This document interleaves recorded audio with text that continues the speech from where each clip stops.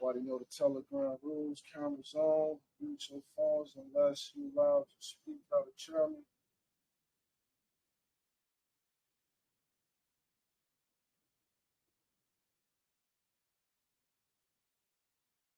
There's a turban on.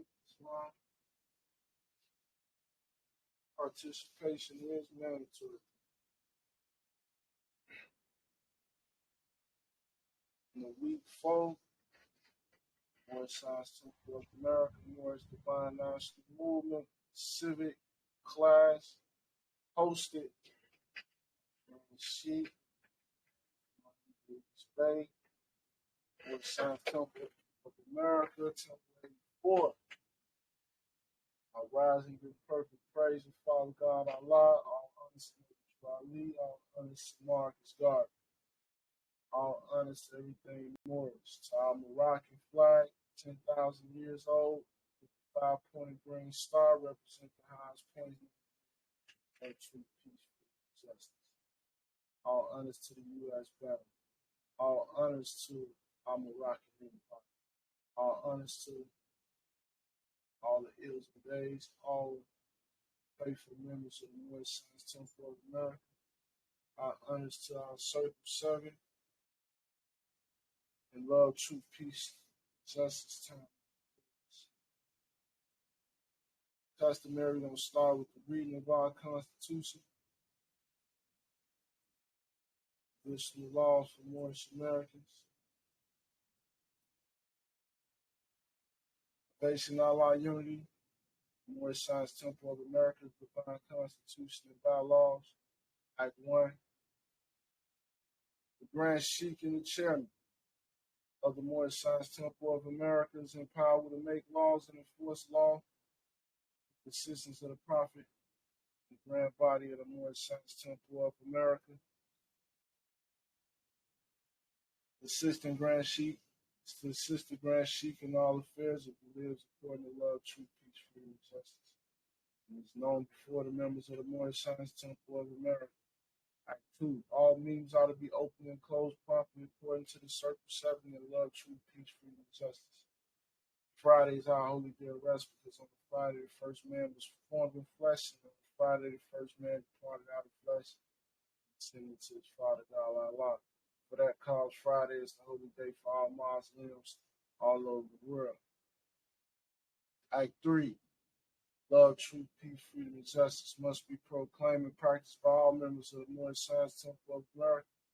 No members to put in danger or accuse falsely his brother or sister on any occasion at all, and may cause harm to his brother or sister because Allah is love. Act 4. Must preserve these holy and divine laws, and all members must obey the laws of the government. Because by being a Moorish American, you are part and parcel of the government and must live life accordingly. Act 5. This organization of the Moorish Science Temple of America is not to cause any confusion or to overthrow the laws, constitution of the said government, but to obey his body. 6. Thus, all members must proclaim their nationality, and we are teaching our people their nationality and divine creed that they may know that they are part and parcel of this said government. Know that they are not Negroes, colored folks, black people, Ethiopians, because these names were given to slaves by slaveholders in 1779 and lasted until 1865 during the time of slavery. But this is a new era in time now. All men now must proclaim a free national name to be recognized by the government in which they live in the nations. This is the reason why Allah, the great God of the universe, ordained Abu Ali, the prophet, to redeem his people from the sinful ways. The Moorish Americans are the descendants of the ancient Moabites who inhabited the northwest and southwest shores of Africa. Act 7. All members must promptly attend their meetings, become a part and parcel of all the different acts of the Moorish Science Temple of America. Members must pay their dues and keep in line with all necessities of the Moorish Science Temple of America, and you are entitled to the name of faithful. Husband, you must support your wife. Partnership. Husband, you must support your wife and children. Wife, you must obey your husband and take care of your children and look after the duties of your household. Sons and daughters must obey father and mother and be industrious and become a part of uplifting the fallen community. All Moorish Americans must keep their hearts and minds pure with love and their bodies clean with water. This divine covenant is from your holy prophet, Noble Jew Ali, through the guidance of his father, God Allah.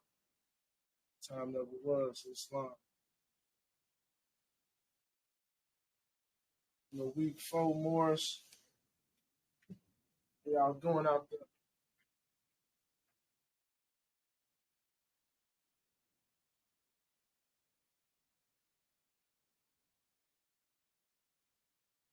Islam, how y'all doing out there, Morris? Unmute yourself, man.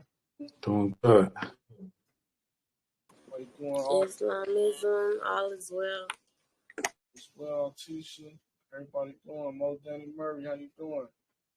Oh man, yesterday I did a 14-hour truck shift. My body's still beat. Oh wow, 14 hours. That's what I'm doing right now, trucking. So taking a little Praise bit of Allah, a toll on me. it's a good thing, Mo. It's on. I'm Cameron Wusu. Hey, how you doing out there, Mo? Peace and love. Connection's a little bit bad. Coming from the gym, man. So I'm glad I could be a part of today and finally the schedule opened up. So I'm excited to learn. Peace and love to all you guys out there. Islam. Islam. Wow. Islam, that's a great thing. Okay. We're going to get into continuation of basically what we've been building off of already.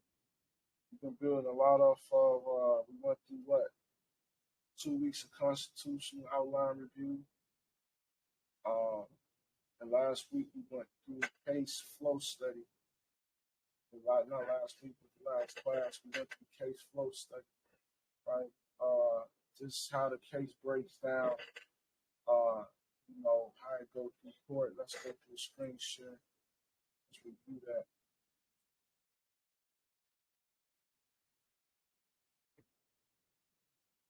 Share Islam.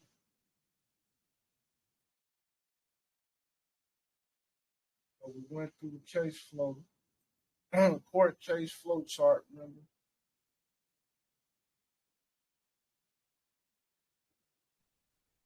Right. So everything starts with an actual complaint.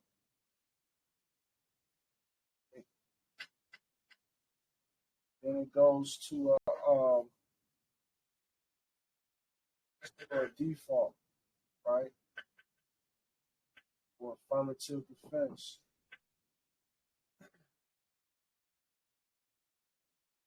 Right? So we went from the government structure, how government is ran, all the way down to how justice is adjudicated or administered, we could say, right? This is how justice is administered through the court administration. So now we in the court. Today is the court. Now we're going to live court case with might study, or some might call mock study, mock court study. We'll do some mocking, like what actually be said in court. What are some key points we can do in court? Okay, we can start the case, and now it's a complaint against us. Say we in the defendant. Today we're gonna look at things from a defendant, from a aggrieved defendant. Y'all did y'all definitions, turn them in. It's only one person turned in definitions as well, too. Turn in definitions. Okay. You're not gonna be able to keep up, you ain't doing the work. Now, aggrieved defendant, you and your Black's law. Now, aggrieved defendant is what we're gonna take the position of. We know it's two sides to two parties, only two parties in the case, right? Then you got the judge. You got a defendant, complainant, or claimant, respondent, right? However you want to call that, complainant, respondent. But it's always just two sides to the coin, right? Two sides to the story. So They filed a complaint. Say somebody filed a complaint against you. You got the state of Texas filed a complaint against you. They acting as the plaintiff through the state attorney. You know how it usually go, right?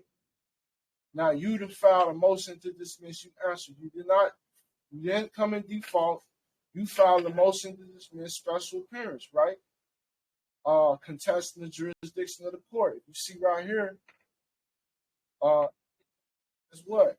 Right under the complaint it says motion to dismiss. That's how we coming, right? We always come in what? In response to a complaint, a defendant may file a motion contesting the jurisdiction of the court, serves on the contents of the complaint. If granted, the case may be dismissed. If not, the defendant must answer. So if they don't grant that, right, and they move forward on the case, then you got to file more, additional steps. So we do what? We remove the case. We give them a chance to file. If they don't answer, as Moorish Americans, we then remove the case, deprivation of our rights, right? Now, say if we don't remove the case, you have to go back to state court, though. That's what we're going to cover today. You inside courtroom, live mock room court. You in a court. How do you challenge the jurisdiction? What do we say? How do we, conduct ourselves in court, Islam? That's going to be crucial today. So now you in court, you have to answer. So answer means you actually have to appear in court now. So an answer says the defendant answer admits or denies the allegations in a complaint and includes affirmative defenses to the plaintiff allegations. Answer may also assert a counterclaim for damages from the plaintiff. All right? So you know how we answer. We flipping it, notice of removal. That's automatic. Special appearance, notice of removal. Well, we ain't got too much time to talk with these people, right? So when we file that answer, while we waiting on the notice of removal, we might have to go back to state court. Now, if you don't come to court, you go back in default mode. Put a warrant out for you, they can make a ruling, and say you ain't answered. They can move. We talking about, because I'm giving y'all the game from a lawyer's perspective, but at the same time, how it's really going on from the secret side of the color of the law. See what I'm saying? I'm telling you how it's supposed to go and how it's really going at the same time. So how it's supposed to go is that once you put an answer, they supposed to dismiss the case. They ain't doing that half the time, right? So you got to come to court. So when you come to court, you come under threat, duress, and coercion. You've been doing your definitions. Threat, duress, and coercion. If you don't go to court, they're going to say you in default. They're going to move on you, right? You miss one court date, right? So if you got to show up to court, this is what we're going to handle. So is any questions before we go any further? Is there any questions about the material we covered previous or anything that we refer to right now before we go any further? Because I don't want to lose you if you don't know where we at and how we come in and just how to connect it all together. It's on. I yield the floor. Any questions?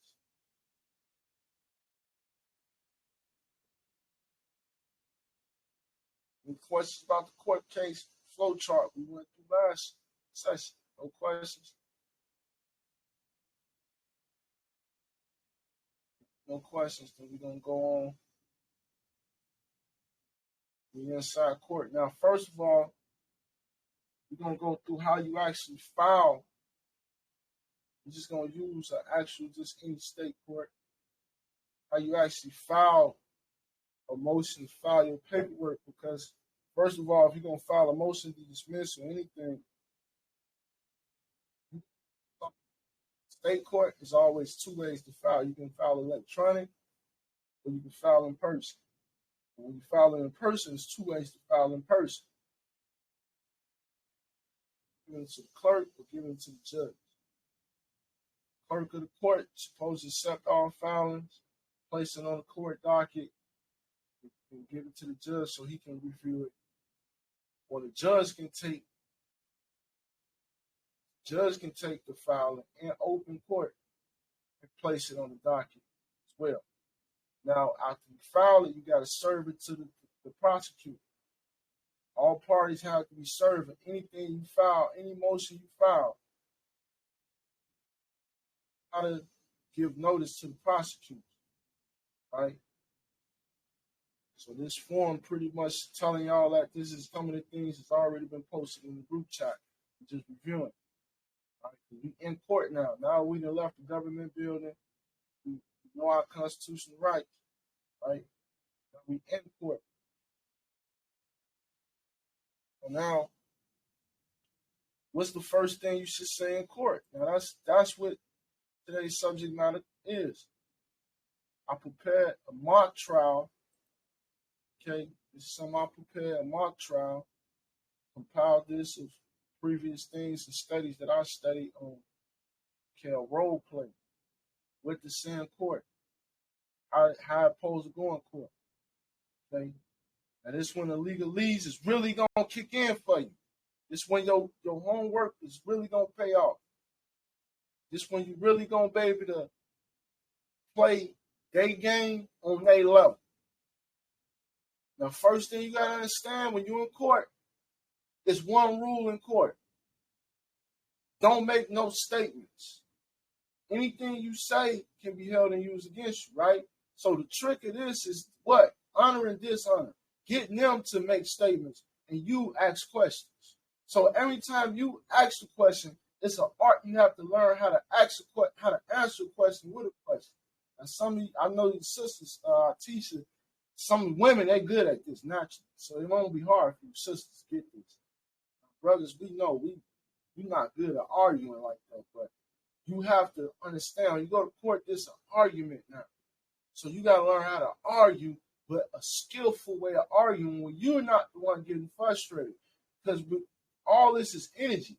All they want to do is make you frustrated so you can't think no more. So I created questions for you to counter anything they asking and put them in a box where you just had them stuck. Now, believe it or not, this works. I do this every time. A lot of people don't teach it. I do because I use it. Before I did any paperwork, had a status correction, I was beating cases by understanding these concepts right here in these questions. I went to court, I declared peace. He asked me certain questions. I asked him questions with a question. All right? We're going to go through that. First of all, you got to know, the first question you need to ask them is to identify the court. The first question is all about jurisdiction.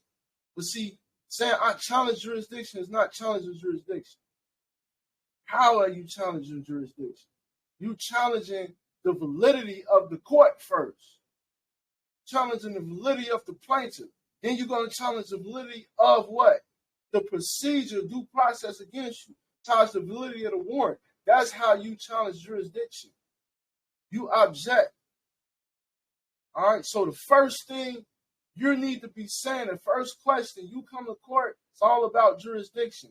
But you identify, you tell them, please identify the court. Is this a quasi-judicial court, meaning an 1871 Crown Foreign Bar Court for profit under de facto U.S. government, or an American constitutional competent court of law? Court. Now that's extended. Now this is just for study. You don't have to say that whole thing. You can ask real simple. Listen, is this a quasi-judicial court, or this is an Article 3 court? Is this, or you can just say, is this an Article 3 court? Can you identify this court? Is this an Article 3 court first before we get any further? Let the record show. Is this an Article 3 court? Is this a court of record? Because now, if you know what an Article 3 court is, Article 3 court is a court of record. See, this is for study. This role play is more for study. It's not for you to say verbatim. It's for you to study off of it and understand how to articulate this yourself so you can say it in your own words where you can not sound like a robot and they try to throw something at you and you can counter it. You might have to use this for a reference, but you can counter them because you understand the concepts behind it. Now you asking for Article 3 court, you saying this is a court of record. That means they got to have a court recorder in there. Anything you say can't be used against you. Just anything they say can be used against you. Everything supposed to be on record. This open court. Now, we know he, and then Article 3 means he had to have what? A delegation of authority order from U.S. Congress. Because only U.S. Congress make Article 3 courts. This is the first thing. It's really the only question. The key, only question really you need to be asking these people. No cap. Like, is this an Article 3 court or not? If this not, then we can't even move forward. You can hit them off the Constitution, say the U.S. Congress is supposed to delegate all courts. What are we here for? You're not even a real court. You can't prove you're a court. You don't have jurisdiction. You can stand silent after that one. They prove they have Article 3 jurisdiction. Every time they ask you a question, until y'all prove y'all ain't got Article 3 jurisdiction, that's our requesting. I'm not requesting even answer this court. This is not even a competent court. It's not even a constitutional court. This courthouse is not competent.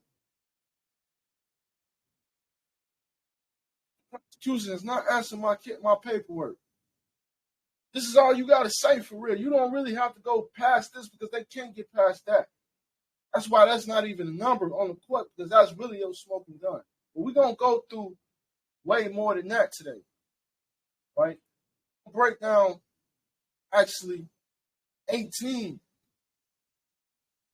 questions and concepts. Now you got to understand, these ain't just questions you're going to say 1, 2, 3. No, these are smoking guns. You're going to have them people stuck like, oh, how did he know that? You're not supposed to say that, and how you didn't understand what I'm saying to you? All right, so say if you got that and they still trying to move forward in case like they usually do. Because I'm going to give you how it's supposed to go and how it really go now. Now they try to move forward like they, because what they're going to do when they can't answer you, they're going to get to asking the prosecution some questions and keep trying to move forward, right? Just act like you ain't said nothing, right? So, yeah. Now let's get into some role play with it. All right, so before you speak, when they ask you a question, you always say for the record, on the record, let the record show. All right?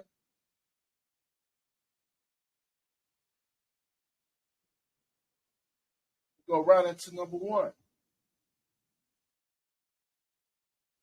Now, this is a concept. So you got to understand this concept. Disqualification of a justice, judge, or magistrate is under Title 28 U.S.C. 455, Section 4, Section 5.2, and Title 28 U.S.C. 454, Morris. That proves the judge/magistrate is a lawyer/attorney required for your case to be heard. All right? So, if you read these titles, Title 254, it means that a judge cannot be a lawyer. The judge has to recuse himself if he's shown to be impartial. So these codes, you got to look it up, these codes. Title 28 U.S.C. 455 and Title 28 U.S.C. 454. Let's look them up, right? Look them up. Hold on. Matter of fact, I'm going to stay in that. Stay in that. 28 U.S.C. 454 is one of my favorite ones. Now, let me know if y'all can't see the screen. Some type of problems. All right. That's real simple. Title 28 U.S.C. 454, practice of law by justice and judges. Any justice or judge appointed under the authority of the United States who engaged in practice of law is guilty of a high misdemeanor. Just that simple. All right. Any judge who practices law at the same time he a judge engages in the practice of law is guilty of a high misdemeanor, boy. It's a crime. Not a civil action. He's guilty of a crime, criminal crime. High misdemeanors mean you're guilty of a crime. So how do you use this in your honor? This is number one. Now, this is after you kind of jurisdiction. This is not a smoking gun. You look your lawyer up on state, look him up on, not the lawyer, look the judge up on the state Bar Association website. Look the judge up on the Bar Association website. Guarantee he's on there. Print it out. Just print it out. Print it out with you to court. This is how you make a judge recuse himself off the bench. Judge and say, listen, set him up with this. This is the question you ask. You a lawyer. That's the question you set him up with. Are you a lawyer? You don't tell him you know all this information up top. See, these are strategies. So you go to the lawyer, you go to the judge and say, look, are you a lawyer? He gonna think you his buddy. He really gonna think really like giving him some kudos. But you gonna let him know. Yeah, USC 454. It's fine, brother. You're going in and out. We're missing most of the conversation you miss. Yeah. I don't know if I'm clipping or what. Let me turn my mic down.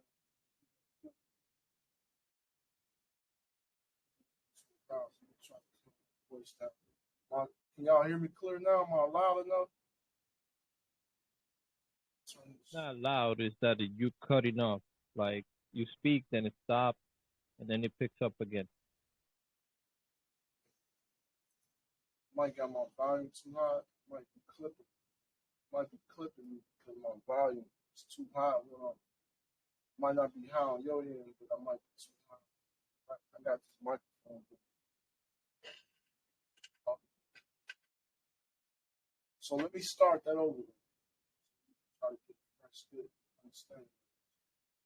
So 28 USC 454 is how you use this. So you ask the judge, are you a lawyer? He gonna think you on his side. Right? You set him up. Once he answers the question, he gonna say, yeah, I'm a lawyer. He probably gonna tell you probably where he graduated. Right? You ask him, are you aware of 28 USC 454? Which is federal law that says that judge, you can't practice law at the same time. Like where it is. You don't tell them, make a statement out of it and say, well, you can't be a judge and nah.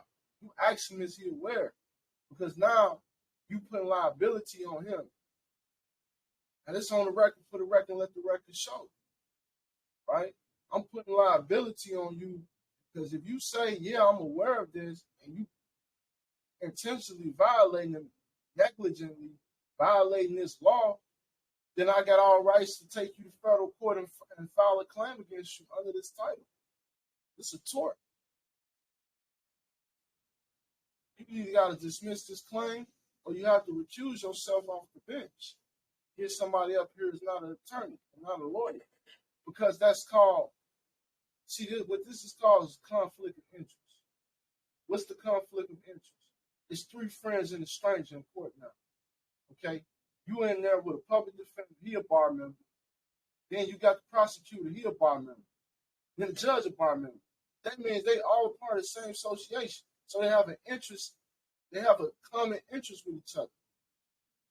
They're part of the same membership. That's like if you got three Moors prosecuting another Moor. One of the Moors is this public defender, the other Moor prosecutor, the other Moor is the judge. We all in the same organization. We have secret meetings and everything. So you think they're not doing the same thing? So that's called conflict of interest. I call it, this is what I use in, look, it's three friends and a stranger here. It's like a card game. If you playing cards, there's four people on the table in cards, right? But you got three people playing against you.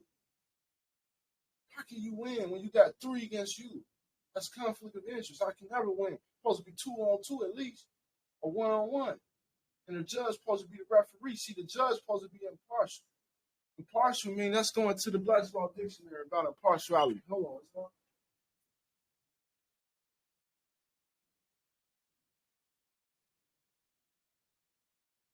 Going to the Black's Law Dictionary about impartiality. The judge cannot be impartial. See, he's supposed to be part impartial, not impartial.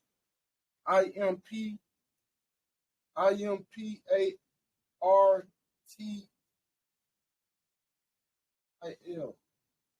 I-A-L. Impartial. This is how you prove that the judge is being impartial and biased on making him recuse himself. I'm telling you, man, when I started learning these tricks, and I had them judges looking at me crazy like, "Oh, get him up out of here. What he talking about? He making embarrassing us in here." But see, this is not an emotional argument. Now you coming with facts. Even talk, and you're not talking subject matter. You're not talking about all. I'm a more y'all got jurisdiction over me. No, you bringing facts. You bringing law. You bringing actual, what they call points of law. You bringing a lawful, competent argument now. Partial means favoring neither, disinterest, treating all alike, unbiased, fair and just. So the judge supposed to be impartial. I don't think he's supposed to not be impartial. He's supposed to be impartial. So he's supposed to be unbiased. So this is how you prove that he's being partial.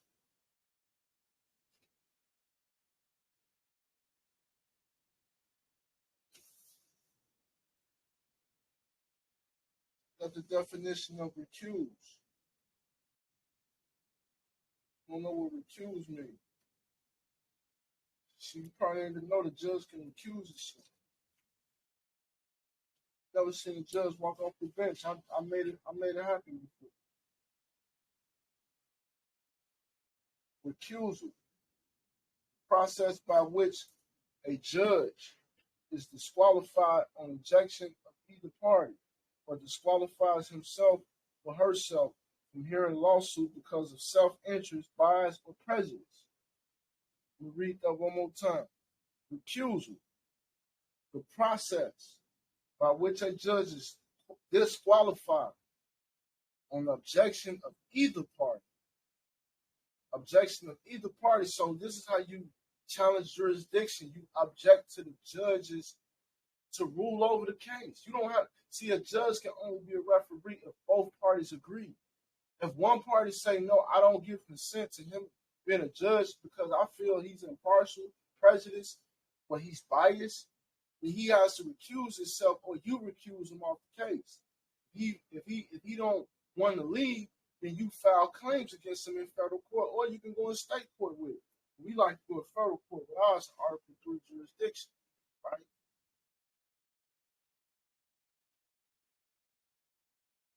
This is key. 254 is key. Then you got 255 as well.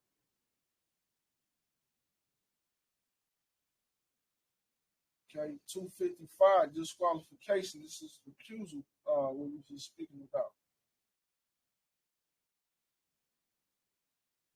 Oh, you use 254, 454, and 455.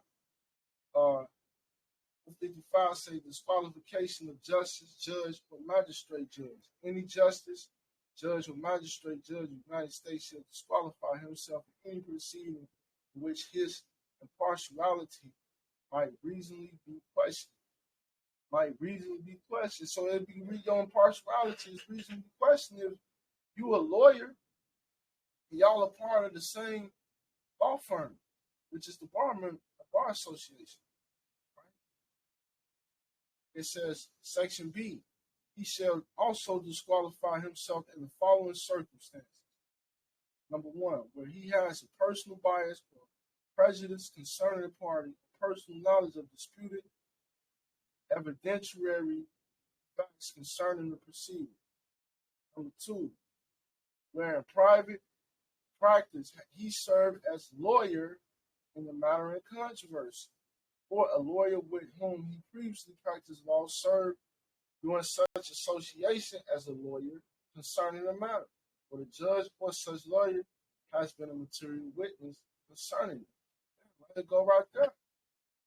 So you have personal bias and prejudice concerning the party, concerning the defendant, right? Lawyer, right? Um, those are the first two claims right there. To make him disqualified, he had to disqualify himself, right? He had to disqualify himself, Morris.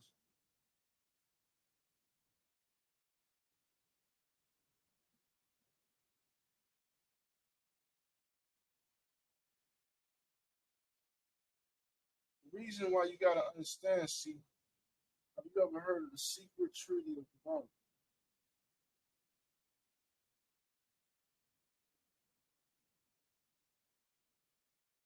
The secret treaty of Rome.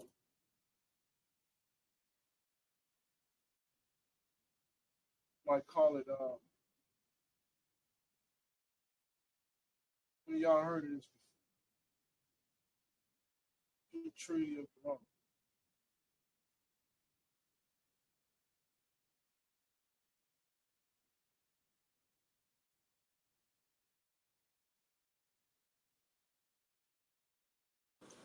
Islam.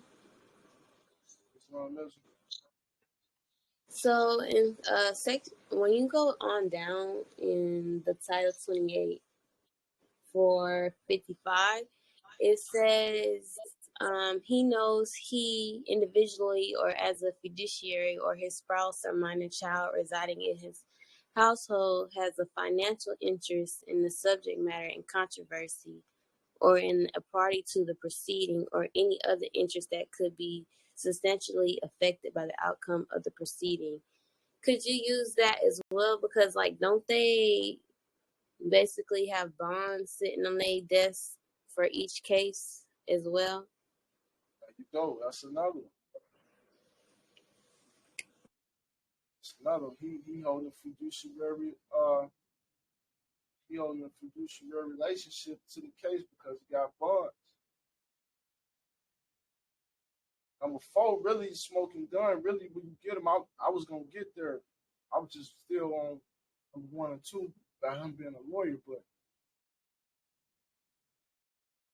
yeah, that's the bonds you gonna get him right there because he has a financial interest. And also it says right here, he's acting as a lawyer in the proceeding.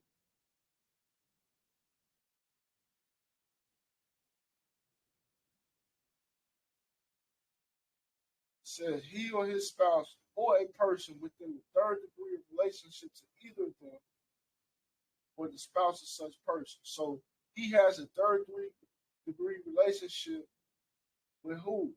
The prosecutor is acting as a lawyer in the proceeding. So they have a relationship.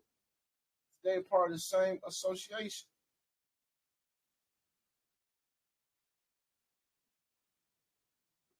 And C, it says the judge should inform himself about his personal fiduciary financial interests, make a reasonable effort to inform himself about the personal financial interests of his spouse and minor children residing in the household.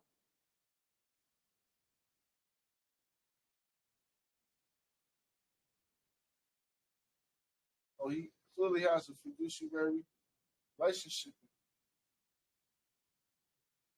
Now, secret treaty of Verona is something you have to understand. This is a secret, but it's been placed in the Library of Congress. It's actually um, known now. I'm trying to find actual article.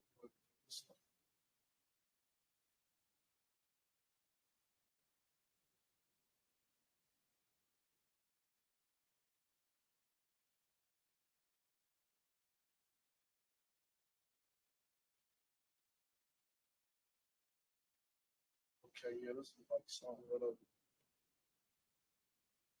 Oh,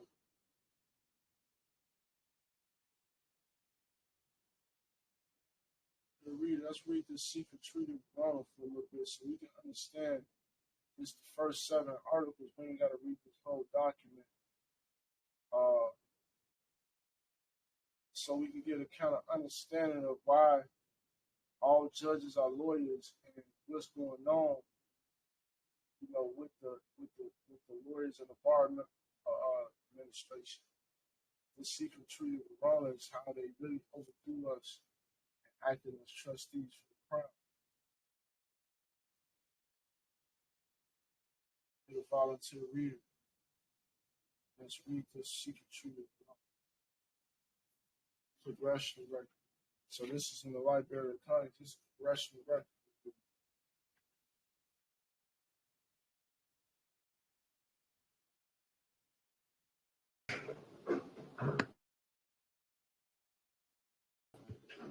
Oh, you want somebody to read it? Yeah, let's get a volunteer reader.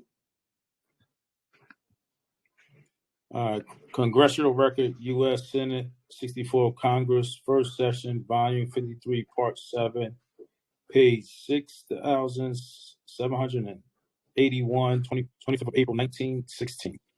I wish to point in the record the Secret Treaty of Verona of November 22nd, 1822, showing what this ancient conflict is between the rule of the few and the rule of the many. I wish to call the attention of the Senate to this treaty because it is the threat of this treaty, which was the basics of the Monroe Doctrine. It throws a powerful white light upon the conflict between monarchical government and government by the people. The Holy Alliance, under the influence of Metternich, the premier of Australia in 1822, issued this remarkable secret doctrine. American Diplomatic Code 1778, 1884, Volume 2, Elliott, page 179. Secret Treaty of Verona. The undersigned special authorized to make some additions to the Treaty of the Holy Alliance. After having exchanged their respective credentials, have agreed as follows. Article 1, the high contracted powers being convinced that the system of representative government is equal as incompatible with the monarchical principles as the maximum of the sovereignty of the people with the high divine right engaged mutually in the most solemn manner, to use all their efforts to put an end to the system of representative governments and whatever country it may exist in Europe, and to prevent its being introduced in those countries where it is not yet known. Islam. Article. Stop there. Okay. There. So this is a secret treaty. Now this is the actual treaty that all lawyers got to take. All lawyers, when they come into high office to be a state attorney, some type of high position within the state, they all take a vow. And it's been placed on a congressional record back in 1916. What else happened in 1916? Noble Drew Ali established the Moorish Divine National Movement for the United of the Asiatic States of North America. Right? Now, Article 1 says the high contracting powers, about the high powers to be, was convinced. Now, they let you know their intention. They say they're convinced that a representative government is incompatible with the monarchical principles. And they didn't want the people to have their own sovereignty. So basically, what Article 1 is saying that a representative government is a republic form of government. That's a representative government. It means when the people have representatives. So you have somebody speak for them. Through representation, their sovereignty is being represented.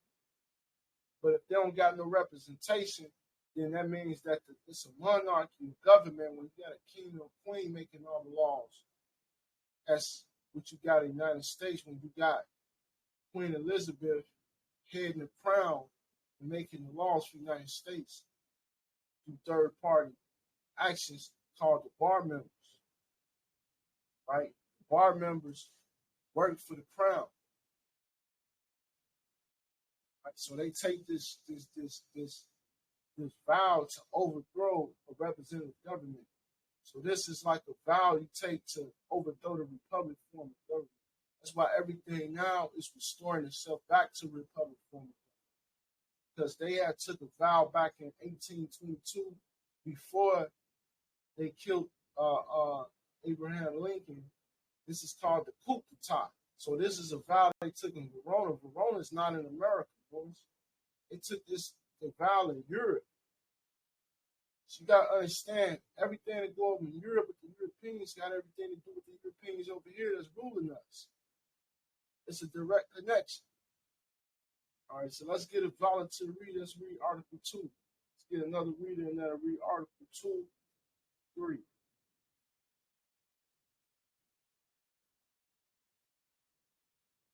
And 3. Can you Let's hear get a me? volunteer. Can you hear me? Yeah. All right. Article 2.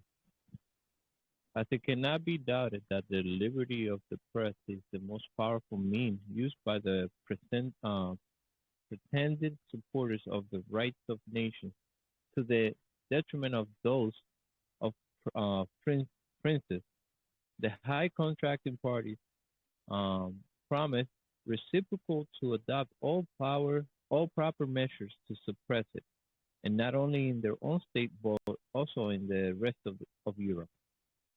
Want me to continue? You continue, read 3 too. Okay.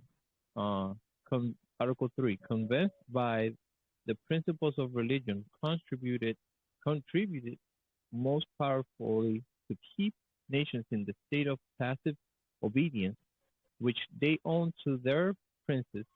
The high contracting parties declare it to be their intention to sustain in their respective states those measures which clergy may adopt, with the aim of, I do not know how to say that word, Ameliorating. Say that one more time. Ameliorating. Okay. Ameliorating their own interests, intimately connected with the preservation of the authority of the princes, and the contracting powers join in offering their thanks to the Pope for what he has already done for them, and solicit his constant cooperation in their views of sustaining the nation.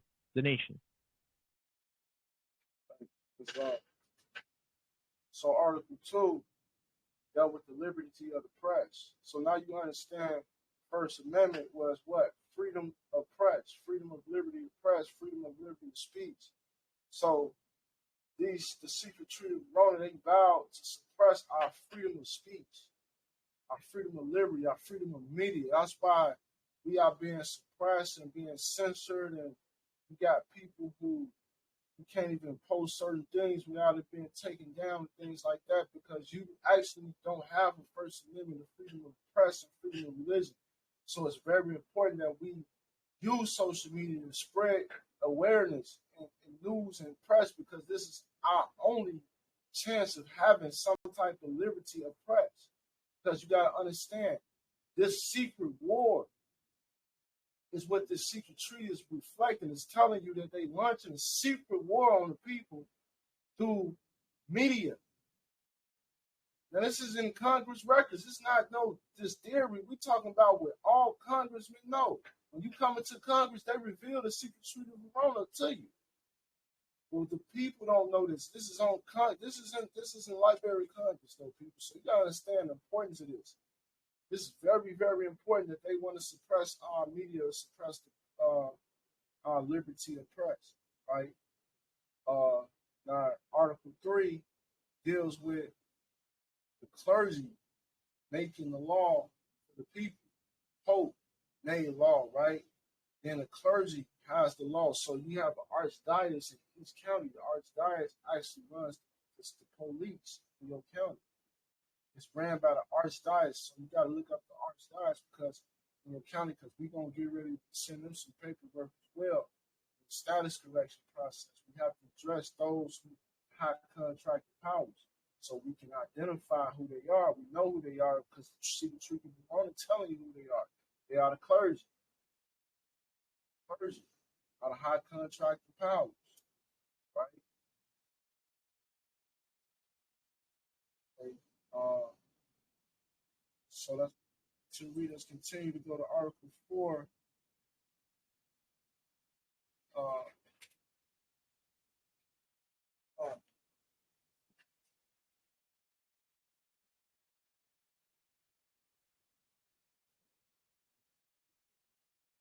reading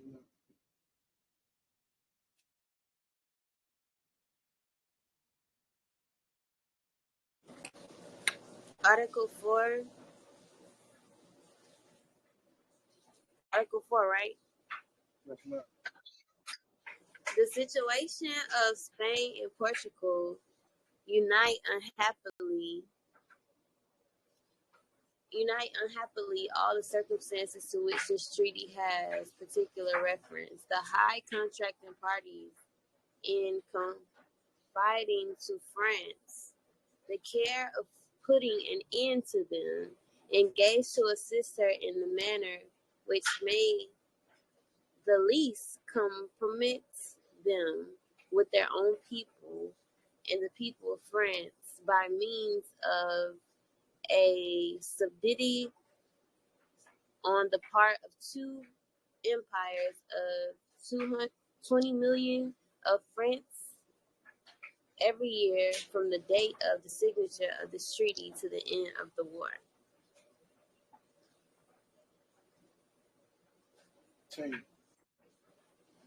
In order to establish in the peninsula the order of things which exhibited before the revolution of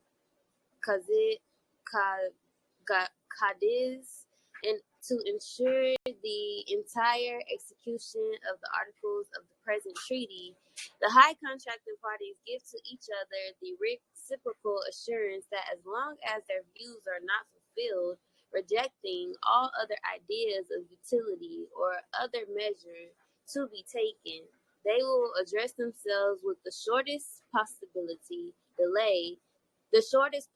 delay to all the authorities existing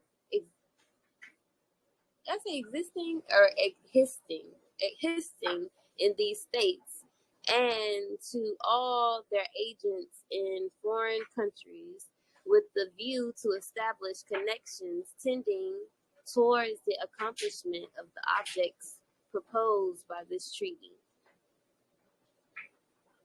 So, This treaty. You stop there.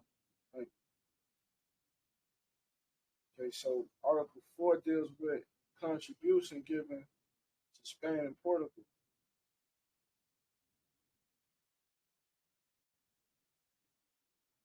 Okay, so this is in year 1800s, 1822. So at this time, who has control? Great Britain. And Portugal had no control. French had control as well, but the French was losing control at this time. If you know your history about the United States and how the colonies, why we was colonized. So first we was colonized by Spain, Portugal, then we was colonized by who? The Dutch. Then we was colonized by who? France. Then Great Britain was the last to colonize us. So this is giving reference to that. They're giving reference to the powers that's going against each other. That's why this treaty is very important, because this is how they overthrew each other. This is how they fought against each other in secret. Contribution, they dump their money secretly to aid, pay for wars. And then they act like they not a party to the war, but the whole time they gave whole contribution to one side of the war to help them fight off their own enemy. Who writing this is not Spain and Portugal. People who made this treaty is Italians. This treaty is made by the Italians, the Pope, Italy. So you got to understand that the European nations fight against each other for who? Us. For us, overthrow each other and fight each other, because 1800s, we didn't have no government. So they trying to overthrow a republican form of government, which France was.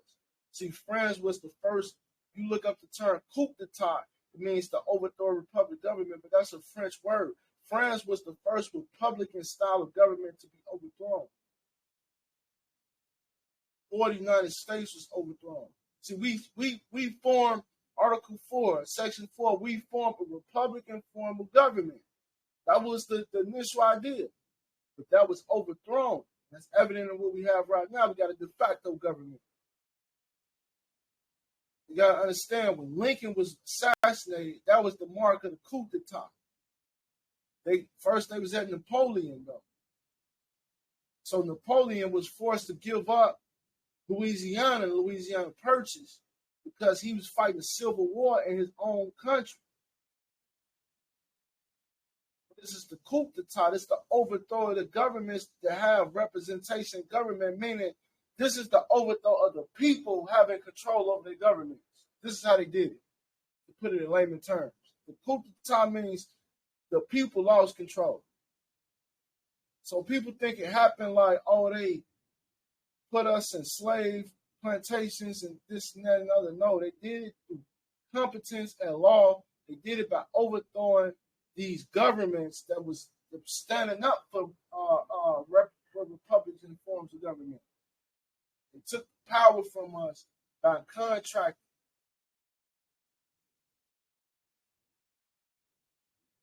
Somebody that's doing, let's finish this off with 6 and 7. Let's get a volunteer reader.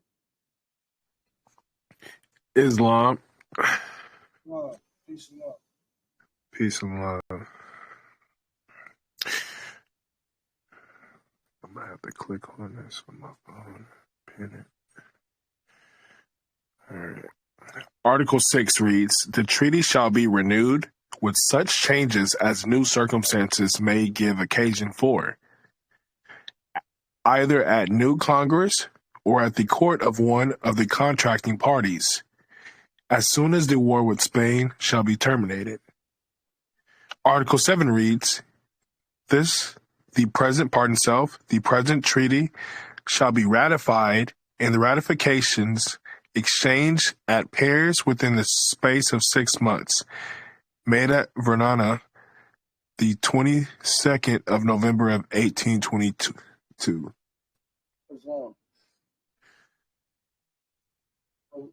You see, a secret treaty was made to aid the war against Spain.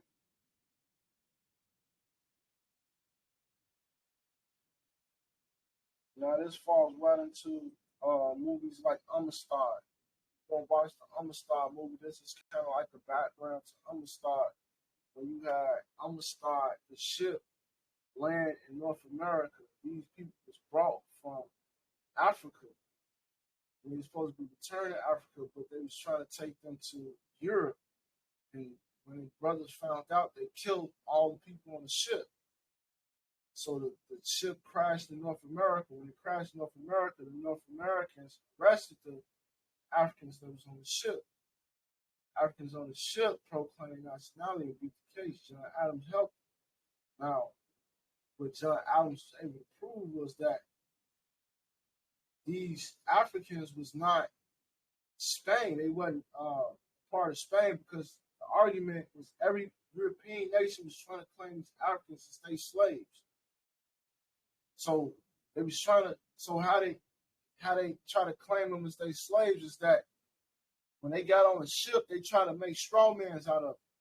So you sign on the sign-in sheet. So when the Africans got on the ship, the guy who was on the ship logging them in, he put all their names as strawman, as Negroes. He put them all as Negro.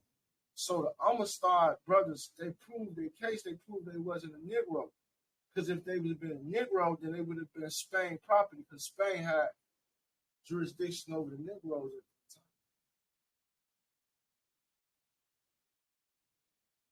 So go watch that Amistad movie. Understand it from the nationality point. It's going to show you how nationality always matters. Because once they can't prove you are a resident of one of their colonies, then they can't have no jurisdiction.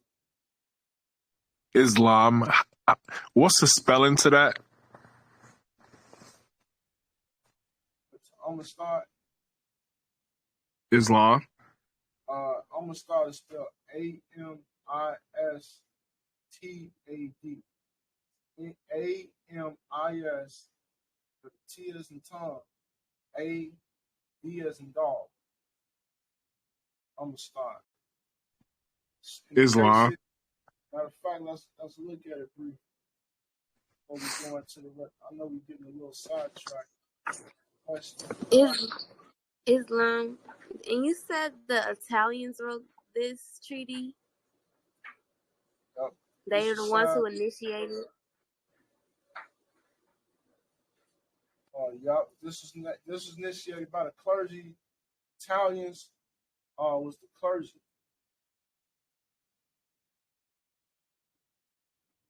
Oh, if you look at it, look at the signing party. So these are the people who signed. So you got Austria, France, Prussia, and Russia. Now, Prussia is no longer around. I think that's present day. Prussia is present day. Who Russia going to war with right now?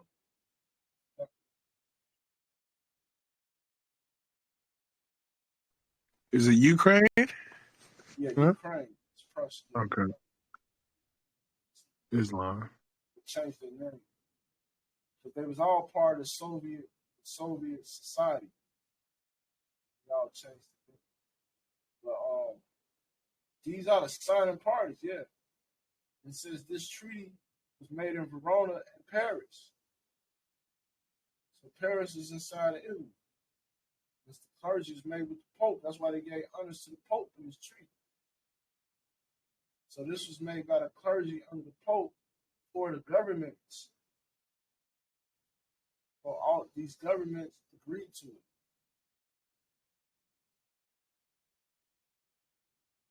So they can fight against Spain. This was said on record.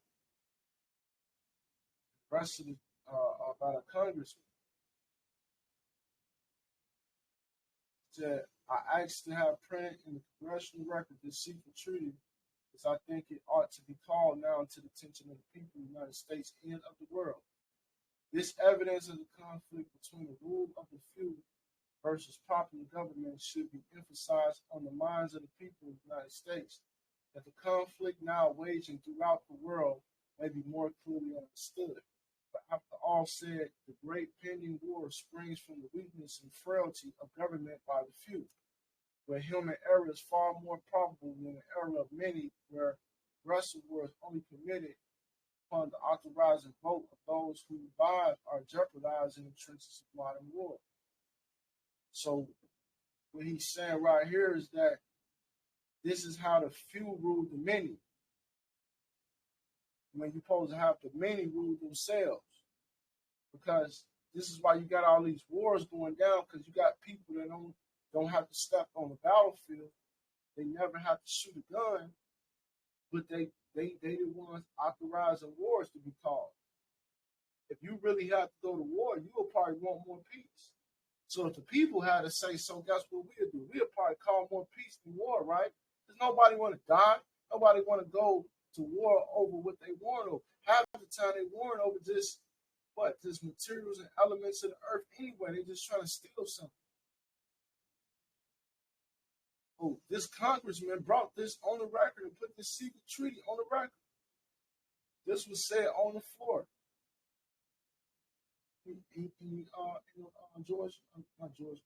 Washington, D.C. All right. But what I want to show you was I'm gonna start movie was a real case. It wasn't just a movie. That's why I referenced the movie, because it's actually really happened. It's called the Amistad versus United States. Amistad versus Schooner. That was the name of the ship, Schooner Amistad. For the U.S., it was in 1841.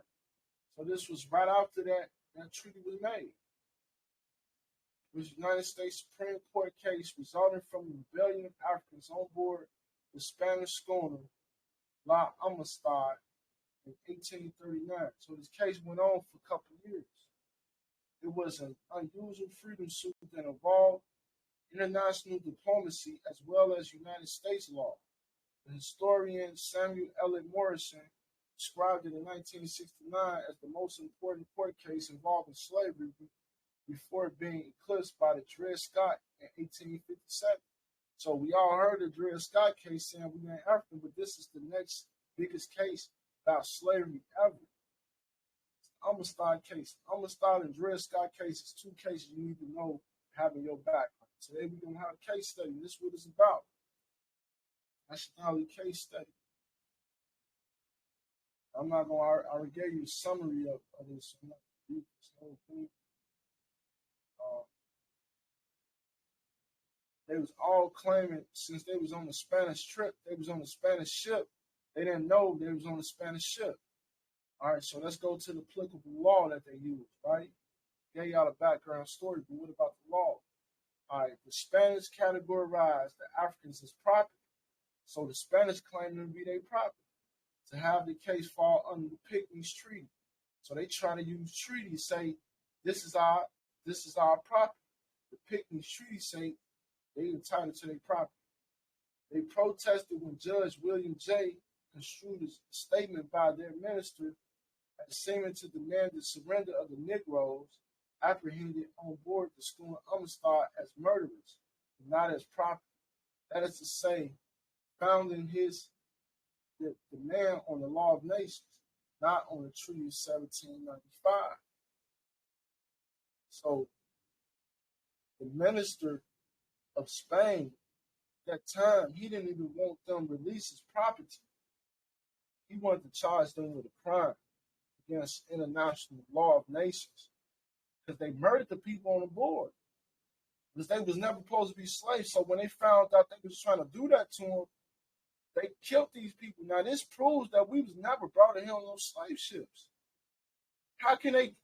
Just think about it.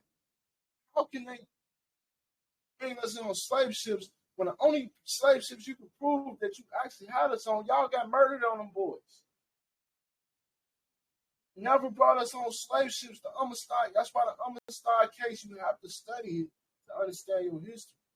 Because they never brought us from Africa or the Africans from over there to over here. They came, it was impossible. More, we can outfight them. These people on a slave ship and you got 20 or 30 of these people, it don't make sense. Who gonna sit down and submit to something like that? You know you finna go somewhere into some foreign country and get treated miswrongly, more. What, you think our people was that dumb in the 1800s, 1700s? No, they wasn't. They was smarter than we are. They murdered them people. They didn't care. It wasn't even murder. Something you do, just to harm or attack somebody. These people's defending their freedom. They fought. They used deadly force for their liberty, And that's what happened. And they try to charge them boys with murder and all types of things. But let's read how they won this. I'm gonna skip down a couple paragraphs, right? Okay. Let's go right here. It says, I insist. Let's read this. By insisting that the case fell under the treaty, the Spanish were invoking the supremacy clause of the U.S. Constitution, which would put the clauses of the treaty above the state laws of Connecticut or New York where the ship had been taken into custody. No one who respects the laws of the country ought to oppose the execution of the treaty, which is the supreme law of the country. The case was already in the federal district court. The Spanish also sought to avoid talk about the law of nations, and some of their opponents argue that it is included in a duty by the U.S. to treat the Africans with the same difference as would be accorded by any other foreign sailors. Now look at that. Now look at this. Now you got Spain, Great Britain, all fighting over these slaves. The ships, you gotta understand how this works. The ship landed in New York. So by law, it was New York possession because it landed in their state, so they try to put jurisdiction over it. But the case went to, they removed the case to district court because they say, look, this falls under the of the United States Constitution, the supreme law of the land, which is the supremacy clause of the United States Constitution. That law, you use the treaty. These was not government officials. These was citizens of their nation. That's it. And they was able to use the treaty, remove it to the federal case for the federal. This is a quote from the federal court. You can use this as case law. It's a citation. It says, no one, you see the quote right here? This was quoted. You can use this as case law. It says, no one who respects the laws of the country ought to oppose execution of the treaty, which is the supreme law of the country. No one who respects the laws of a country should oppose the execution of a treaty. That's a case law in the Amistad case, Mo. I was reading another, this was John Quincy Adams. John Quincy Adams was the president. If you don't know who John Quincy Adams was, he was like, he was the sixth president. He was an American politician, diplomat, lawyer, who served as sixth president, 1825, 1829. So he had retired at this time. He was old, gonna die, actually, when he took on this case. And there's only so many people that have been lawyers in Abraham Lincoln, Barack Obama. It's not too many people that are lawyers as presidents. So John Quincy Adams said this, because he was fighting for the Africans. He said that Africans were in possession, had the presumptive right of ownership. They were in peace with the United States. They were not pirates. They were on a voyage to their native homes. The ship was theirs, and being in immediate communication with the shore was in the territory of the state of New York, or if not, at least the half the number were actually on the soil of New York, and entitled to all the provisions of the law of nations, and the protection and comfort which the laws of that state secure to every human being within its limits. That's what John Adams said in court, Mo. He used this in court. The president of the United States was in court and said this. And they in the state of New York that are things. They have secured protection of the law of nations. This is what it means to have nationality. You're in the state of New York that really to the United States Constitution. Article 6, the supreme law of the land of the state of New York. It looks, Mo. That's how it looks. Life case study. This is how you break down a case study right now. So I don't want to go too deep in that, Mo, but y'all got any questions? Let's get back to the questions we got. We was breaking down the impartiality of these judges. The year before this time for questions, we've been going in. So Islam, I know, pardon self. Correct me if I'm wrong, in maritime law, if you're 12 miles inside the shoreline, you're in that state's jurisdiction. Is that correct?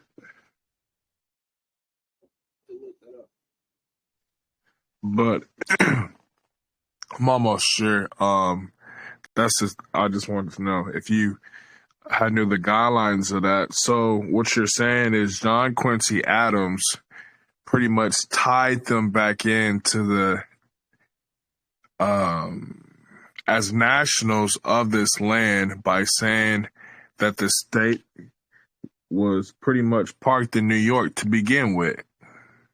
So okay, so all right, this is how you gotta look at jurisdiction states. You go back.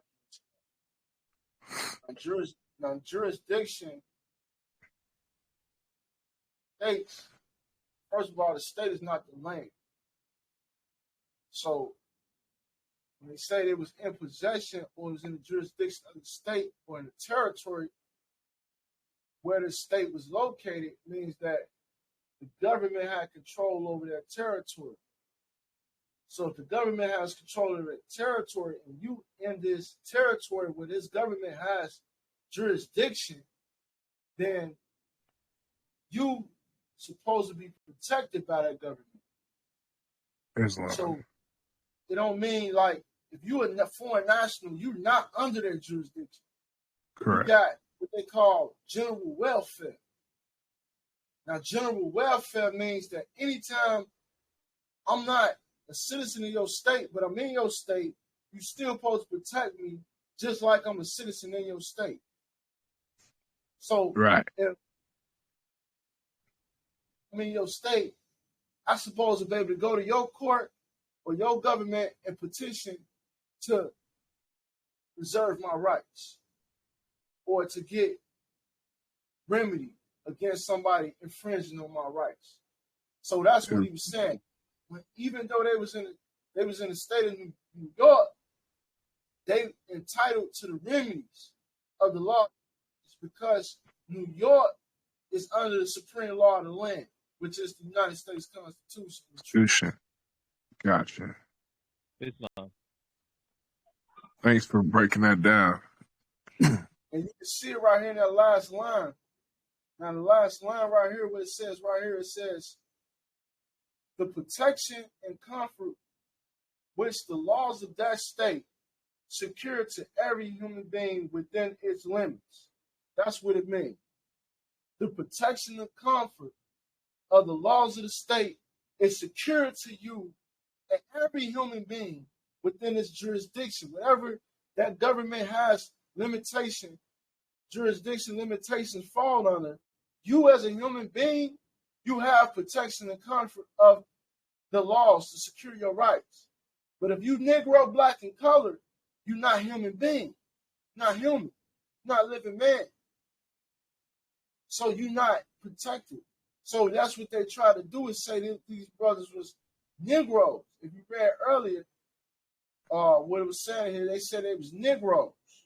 So they tried to take them out the human family and said they ain't had no protection. Therefore, they would have been slaves to Spain. If they was Negro, they'd been Spanish Negro. So they were able to prove they had a nationality. Because only way you can be protected by the supreme law of the land and treaties is that you're party to the treaty. All right. Yeah, that's heavy right there. We got to understand, when you're in court, that's why you ask them, is this Article 3? The first question you got to ask the court, is this Article 3? Because now you're invoking what? I'm protected by the treaty. The state court don't got no jurisdiction to hear no international claim unless they can prove that you they resident, you they Negro. They can't prove you a Negro, which they can't. Man can never be a Negro. They can't prove nothing against you. So that's the first question you ask in the court.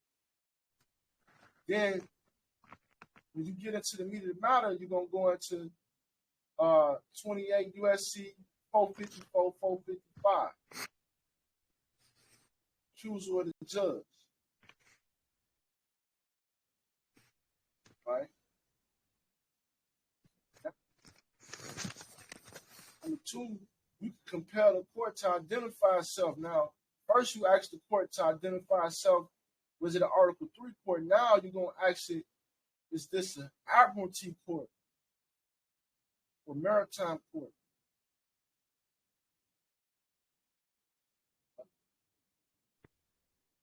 And you're going to ask them if this is an admiralty or maritime court. How you going to ask that? Because they already moved forward on you, say, okay, this is not Article 3, so they not going to tell you yeah or nay. So what you got to do is kind of invoke it out of them. Now, don't get it twisted like think you got to run through all these. First, But you understand these questions? One question, they be stuck on it for the whole case hearing. But you got to understand what admiralty is. Because, see, now you can say, how can I prepare my defense if I don't know what law we on? So you asking the court to identify what law they on under. So it's not asking the same question. That's what I'm trying to get you to understand. You asked them, is there Article 3 court? But now you asking them, okay, if there's not Article 3 court, what can you identify the governing law in this court? Is this the Constitution or is maritime law we on? They got to answer that. So let's look up the definition of admiralty for maritime. Let's look up maritime.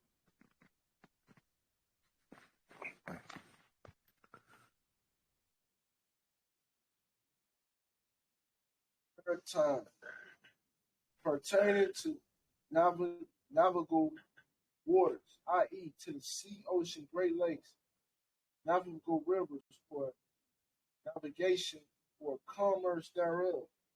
All work occurring on navigable waters is maritime within the meaning of Longshore and Harbor Workers' Compensation Act. So maritime jurisdiction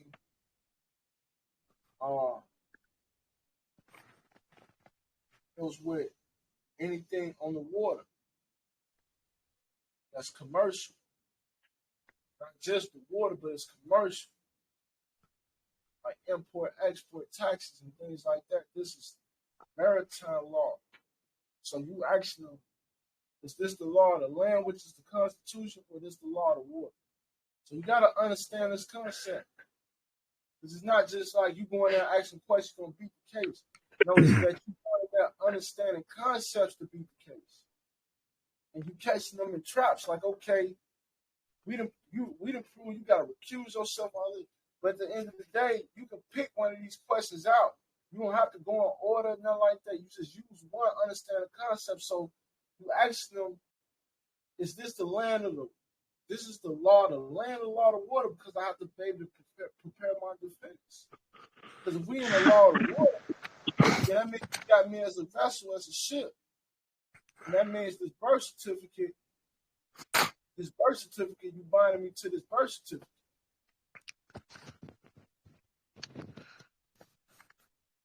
Natural man, a natural person.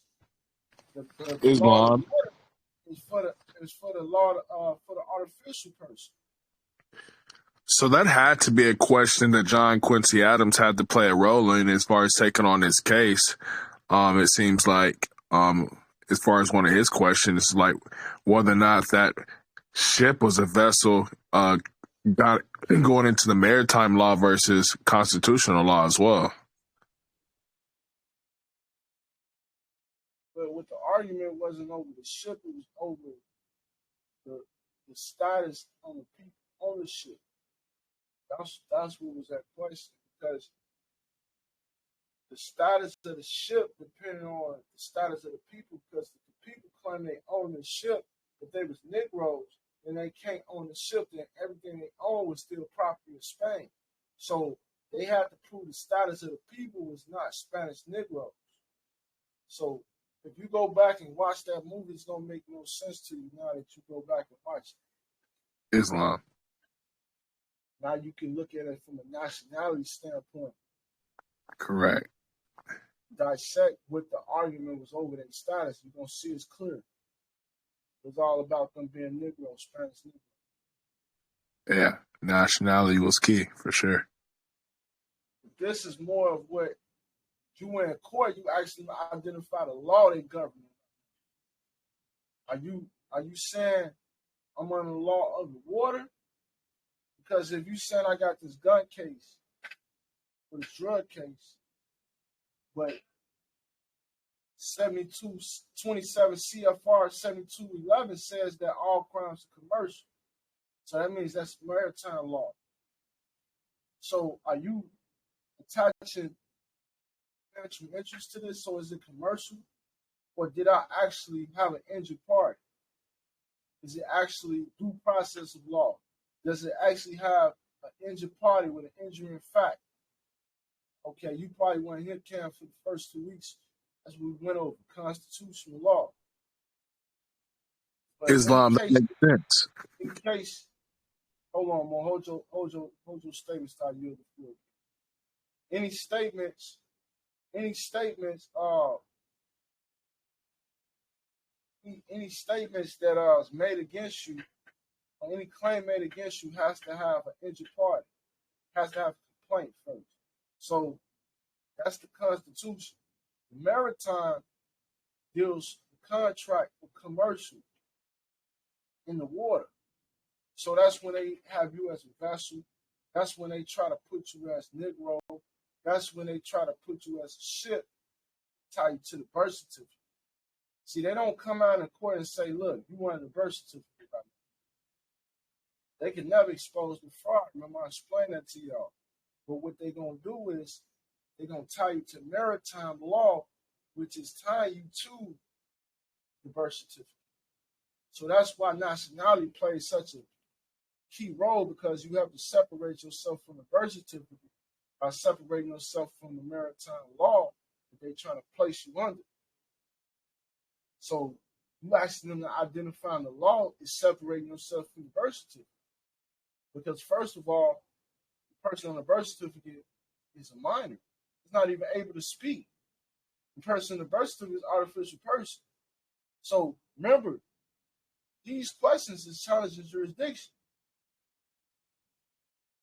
You asking them to identify the law, you challenging the law that they're governing you over. Identify in this case.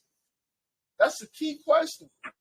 Now, you can use Can that you law repeat that? Because you went out. You said identify what? You asking them to identify the law that they're using against you to prosecute you with. Because to see, anytime you place a court case on the record, the prosecutor is responsible for setting the standard of which law he's going to use to prosecute you by. So that's why when we always bring a law against somebody, we always say deprivation of rights pursuant to Title 42 U.S.C. 1983. I mean, we set the law which is going to be governed by, so they can know how to prepare their defense, where they violated at. But if they saying you violated something, you have to know what law did I violate, because you saying this law, but this under the Constitution, when I evaluated the claims against me, it's not a lawful claim. So this has to be on maritime law, because now you have to be identifying me as a vessel. This now we have to go a different route with this. Now it's time to do IRS documents. It's time to report taxes on the case. It's time to fight it a different way. Because if we try to fight it on a constitutional level, a special appearance motion to dismiss, that's supposed to be dismissed, right? Because the whole mindset of today's court is mock trial. This is what happens when you put in a special appearance, but you still have to come to appear in court physically under direct arrest of course.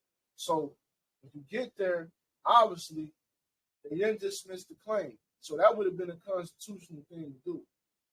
That would have meant they was following the constitutional law of the land, due process of law, because they are dismissing the claim as you requested. Dismissing the claim means they are in violation of the Constitution. They got to be under some other law. So now when you come to court, you actually identify the law. I ask you to identify the court. Was this an Article 3 court? You failed to identify the court. Now let's identify the law. Which law are we under? See this now you gotta understand. They got you in court. They asking you questions though. This is how you countering them. They're gonna say, okay, can you identify your name? Wait, before I identify my name, can you identify the court? This Article 3 court. This is jurisdiction. This is how you stop the proceeding. See, when you stop them from moving forward on you, that means you challenge the jurisdiction, correct? They move to pre-trial and trial and Talking about they calling in jury, that means you haven't challenged jurisdiction correctly.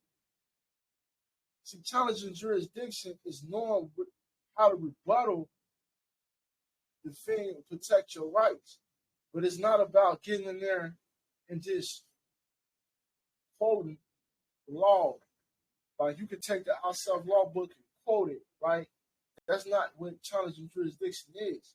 It's understanding the case laws that's in the outside law book. And this is how you understand it. Because you have to demonstrate. See, being competent in the law don't mean you know how to read the law and quote it back to them. Being competent in the law means you understand the law and how it's supposed to go in your favor. And when somebody violates you, you know how to defend yourself by filing a claim against the offender with that violation. So you asking them to identify the law, identify which law you're using to prosecute you. If we're using the Constitution, we're using maritime. Identify the court, because the law is the court. So you compel the court to identify itself by identifying the governing law. You gotta beat the case right there. They say, man, you know what? You got me. Case dismissed. I'm telling you. A couple of these, they're going to say, man, come back again next week. And they're not going to really want to deal with you because, first of all, you're not answering their questions. That's going to frustrate the judge. I'm not going to lie to you. It's going to frustrate him because he want to be king. And you're not giving up your sovereignty and letting him be king. Because the thing is, the word asking is a metaphor in that word alone. A-S-K-I-N-G. K-I-N-G means the king. So whoever asking the question is acting as king. So that's the golden rule, to act as king. And the only way you can act as king is you the one asking questions. It's really simple when you think about it. It's like when your mama asks you a question, you compare the answer, right? Because she has what? Jurisdiction over you. But what happens if your mama asks you a question and then you don't answer the question? She feels like what? You disrespecting her, you objecting to her, right? But what if you answer the question with a question? Now you feel like you're being smart now. But now, if you get her to answer the questions, now you done reverse the jurisdiction. Now she answering to you. It's like if your girl and your husband actually, if you don't answer the questions, that person feels like they don't have authority over you. They don't have in a situation, they don't have any jurisdiction. If your girl come in the house 12 at midnight, you're gonna say, where you been at? Right? King, you playing jurisdiction. Well, your girl be like, hey, who is that calling your phone? This is the same concept in court. They asking you questions, no, you flip it on.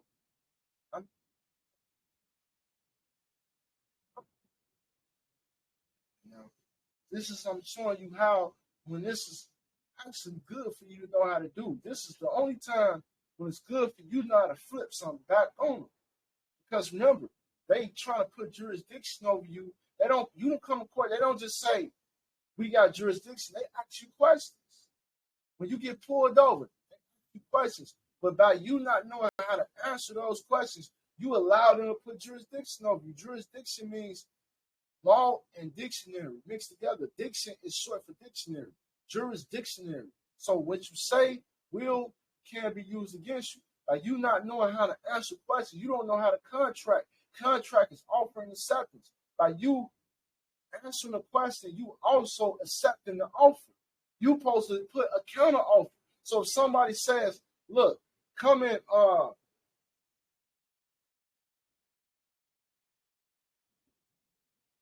say no. You say, I conditionally accept that. I like to wash your car, but can you pay me $600? That's a counter offer. So this is what you're doing with them. You counter offering what they saying.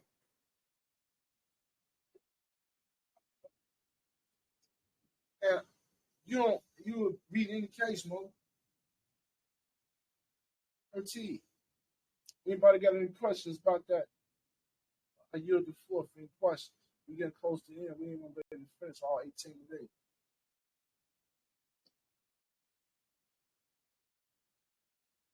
We might do. No questions. All right, let's continue then. So we're gonna go to question 3. Okay, you ask him, do you have an oath of office? If yes, will the court acknowledge the judge's oath in office? All right. Now this is key. Now this is setting them up. Now, every question is a setup. So it's not like you just ask him a question and be like, if he be like, yeah, you just sit there like, okay. No, you have to know why you asking the question. Why would you ask the judge for his oath of office? Anybody knows the answer to this? Why would you ask the judge for his oath of office? Islam. Proof of his contract. Hey, say that again, Michael Lewis Ill. Proof of his contract. Proof of contract to what? Proof of his oath to the Constitution. Of his oath to the Proof of his Constitution. contract to the Constitution, correct. Correct. Proof of his oath to the Constitution. Proof of the Also his oath. obligation, right? Yep, that's correct also. Proof of his obligation to the Constitution. That's the proper way to say it. Proof of his obligation to the Constitution. It's proof. The oath of office is proof he's obligated to the Constitution. It's also proof that he can't be in office without this oath. Now you hold him to his obligation. You hold him to his constitutional oath. Just by asking him this question, you set them up. Now, you ask him, do you have an oath of office? You're not asking him to give you the oath of office, because you can already request that from the clerk. But you just asking, you really supposed to come in with the oath of office in your hand. I should have brought some with me. I got, that's a trick I use sometimes. You can request the oath of office with a Freedom of Information request. They have to give it to you in 7 days. When you appear in court, don't tell them you got it until you got it. Hey, do you have an oath of office? Once he say, yeah, now you submit it to him. Can we place this on record? I self-value this oath of office. Can we acknowledge that? Now you place that on the record. Now he's held to his constitutional oath. Now that's on the record. That ties you back to what? Article 6 Supremacy Clause. That ties you back to your Bill of Rights. That ties you back to your protections that's secured on the Constitution.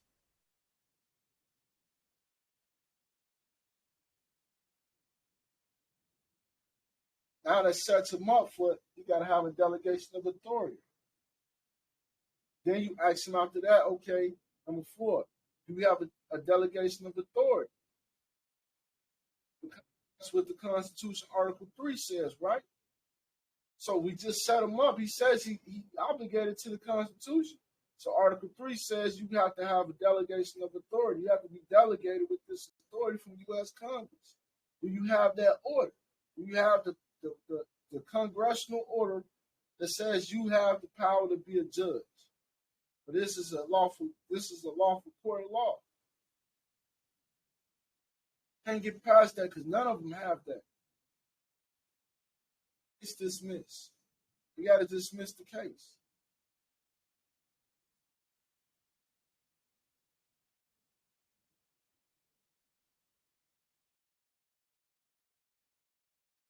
Dismiss that.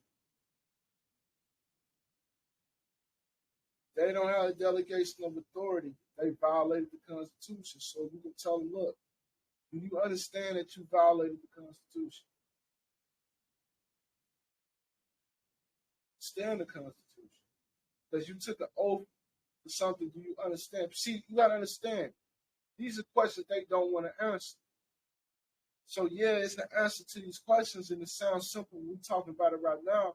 But you're talking about asking this open court in front of everybody, in front of these slaves, and things they don't want nobody to hear these things. They don't want to be proved wrong. Neither. The judge don't like to be proved wrong.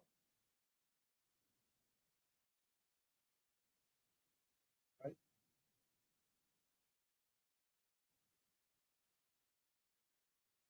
Get any questions? Get y'all back on the camera, Mark. What y'all learned a new trick with the camera? You can turn it upside down or something more. Y'all some slick boys. Let me see y'all faces and energy, boy. You boys learned how to turn the camera upside down. Wow. What you boys figure out next? Show me some tricks. Some tricks and angles, boy. Y'all know how to turn the camera upside down and you can't even see nothing. Put your name in the wall. You boys are funny, boy. Sometimes you want to stop by just to laugh. Islam. What y'all doing? Eating dinner more? Ain't no eating dinner right now. If I can't eat, nobody eat like it. We all in. We got 15 minutes left. So, asking questions is definitely, I mean, who's ever asking the question is king, which is right. And I looked up 42 USC code subsection 12203 kind of protects you when you have these so-called judges saying, I'm going to hold you in contempt.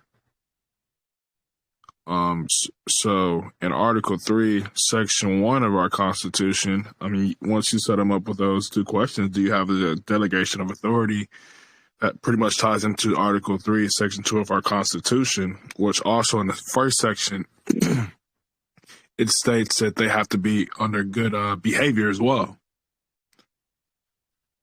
So when you, if you guys go check out 42 USC subsection 12203, kind of shows us how you're protected under that and how they have an oath to as well to protect you, not make any threats towards you in court. You had any questions? I thought you had a question.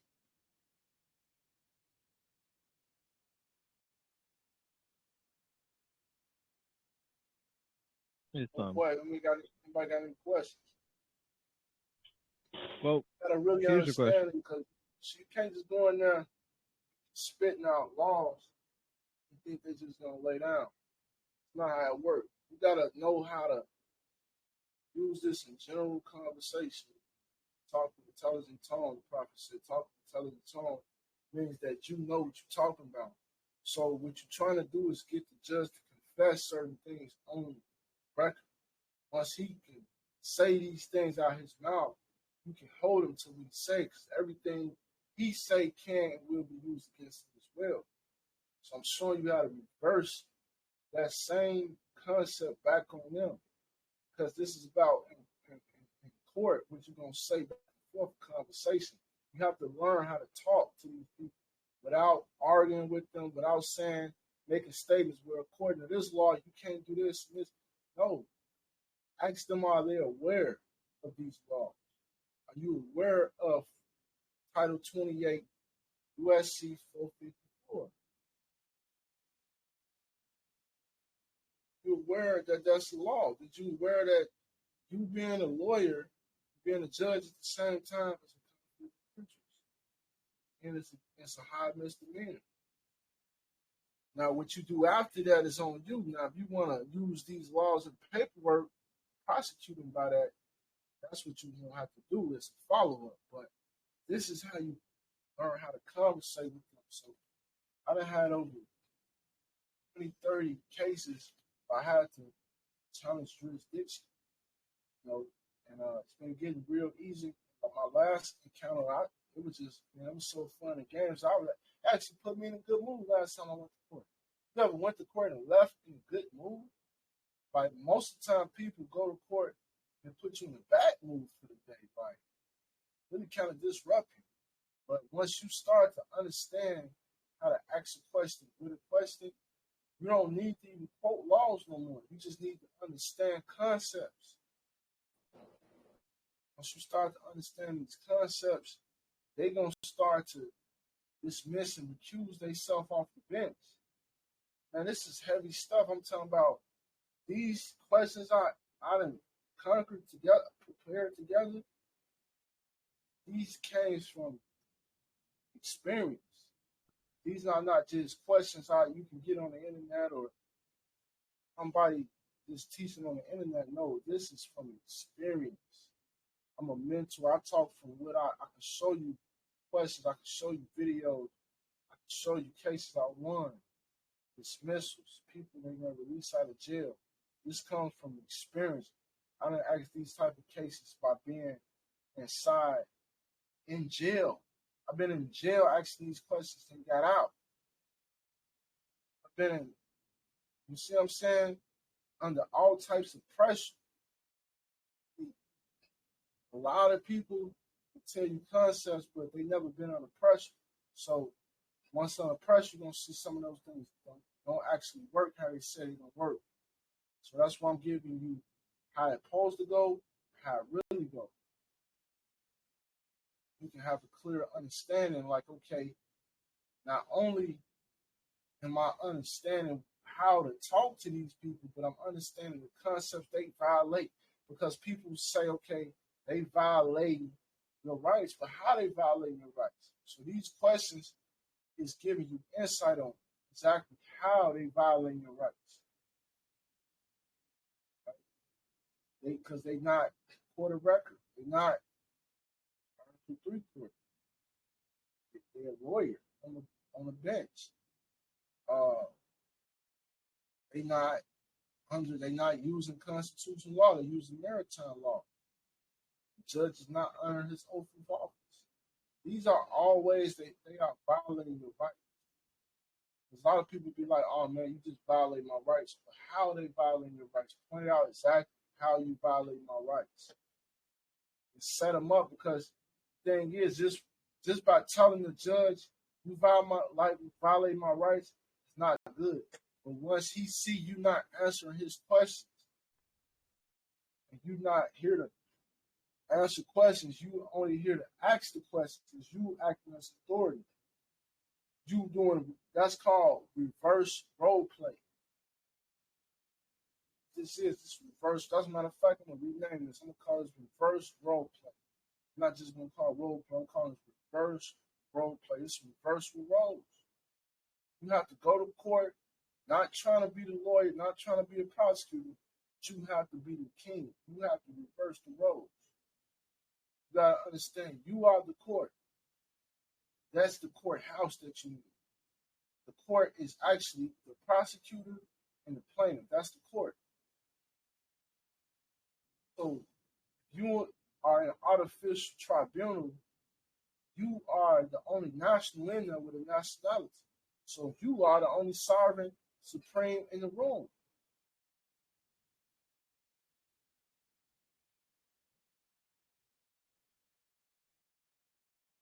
Okay, so I'm gonna finish out these last couple questions, and then we're gonna close this class. So the last questions is 5, 6, and 7. Actually, this a court of record. We went over there, right? So what is a court of record? Okay.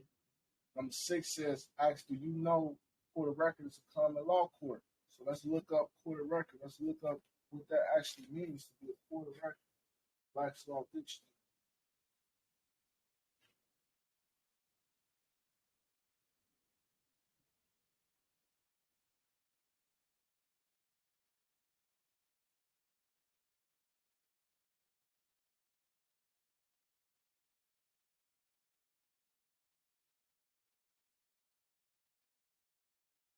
Yeah, court of record, Black's Law Dictionary. Court whose proceedings are recorded. Also a court of general jurisdiction. States vary as to requirements in the strata of courts qualifying as court of record. See also court of record. Okay? So just that simple. Court of record is a court who record their proceedings. If it's not being recorded, there's not no court recording in there, no camera, something recording the whole proceeding. If you can get the transcripts, get a copy of it, it's not a common law court. But you don't say it like that. You don't say, well, it's not a common law. If you don't have no, it's not recording, it's not a common law court. No, you ask them a question. Do you know that a court of record is a common law court? You see, do you understand the strategy behind this? So I'm trying to give you strategy and concepts with the strategy, because a lot of people just got concepts and theories, but what is your strategy on using that? So you're here to use law, to learn law. Anybody can tell you, man, you can do this, do that, but what strategy? How are you going to do it? I'm walking you right in court and just saying how to say it. The definition of court.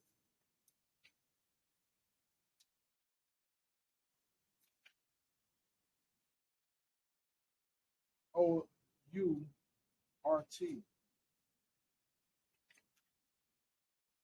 It says C courts. We got all types of court. Court. So you got classification courts too. So you got Article 3 court, C constitutional court. You got court of record. Okay, so let's look up court of record first. Court of record says a court that is required to keep a record of its proceedings and then may fine or imprison.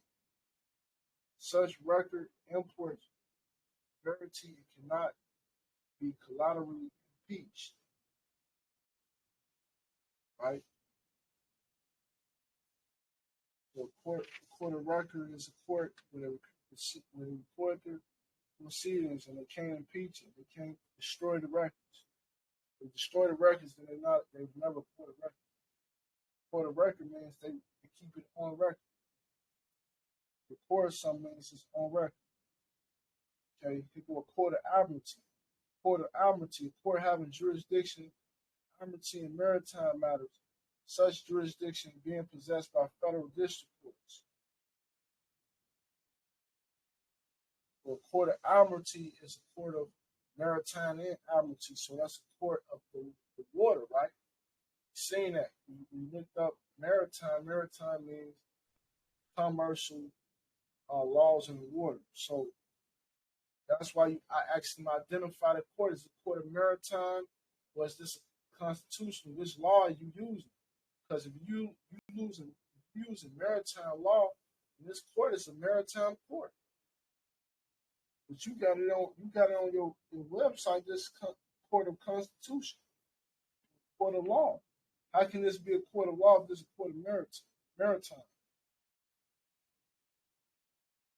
Right? You got all types of courts you want to look up. So that's what you want to do. You want to know what the different type of courts is.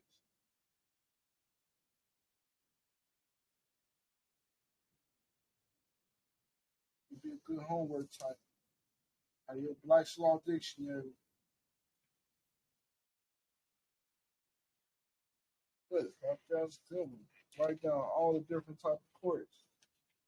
You got a lot of courts. You know the classification of courts.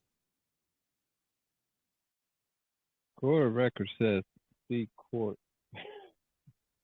So it takes you back to court. Court of record takes you back to court. Says see court. Supra.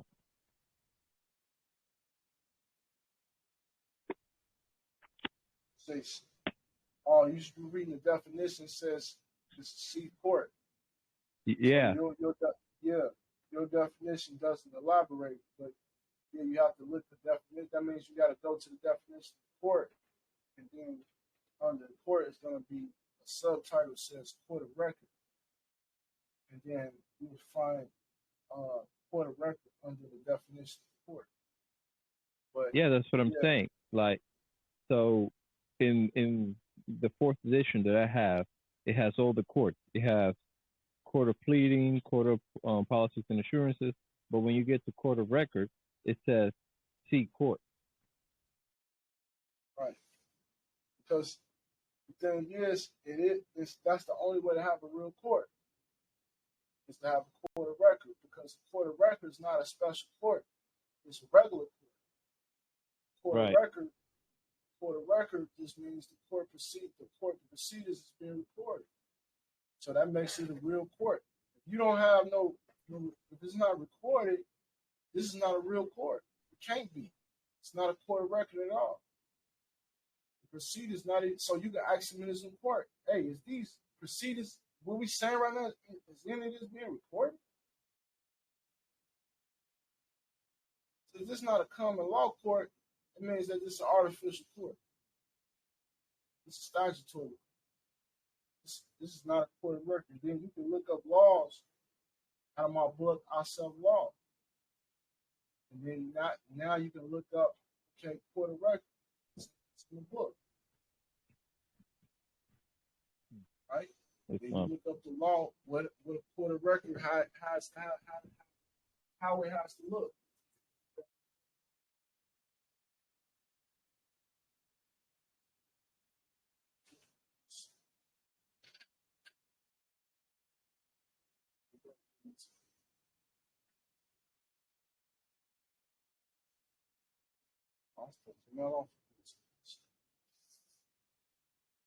All right.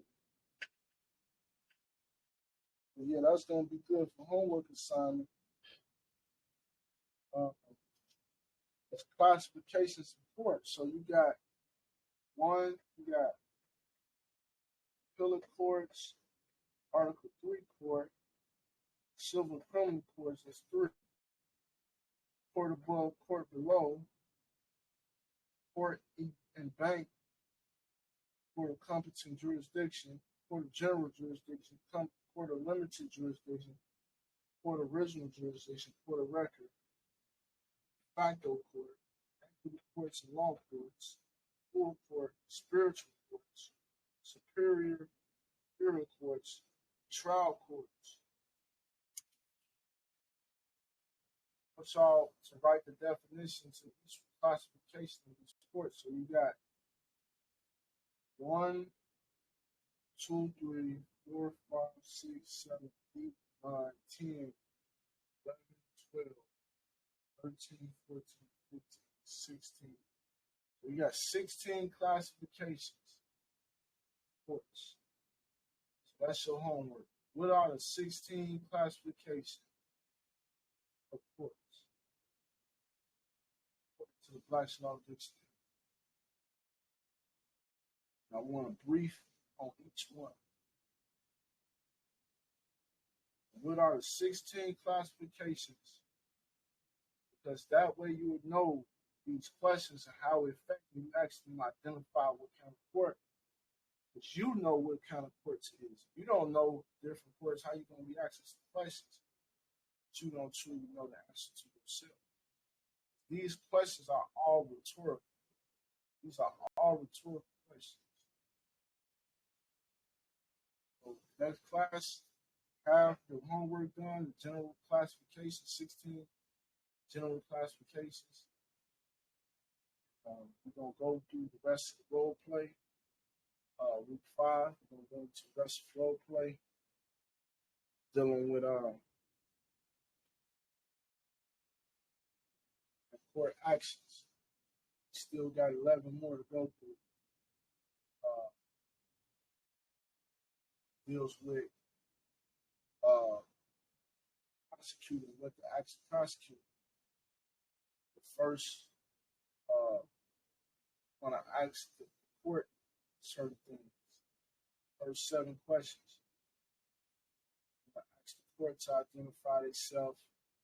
Want to ask the judge, is he a lawyer? Want to ask the court which law they're going to be using against you. Want to ask the court, the judge, is he going to be honoring his oath of office? You want to ask the judge, do they have a delegation of authority? All this is referred to the judge, if you notice. Then the next is going to be like how you speak to the prosecutor. What you should be requested from the prosecution in open court. This is all what you said, open court action. It's a copy of this already inside your group chat, so you don't have to write these down. It's already copied. Any questions? I yield the floor for any questions before we close.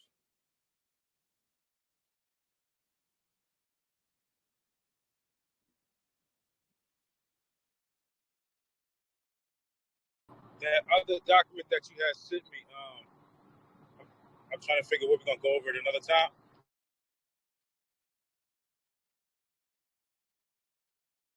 Oh, you talking about the injunction that I sent you? Yeah.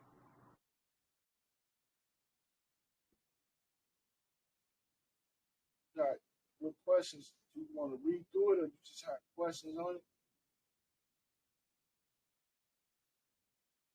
I just hit you up. It's only like I think I had like B specifically only had like probably like 2 questions about it. That's all. Again, I couldn't hear you.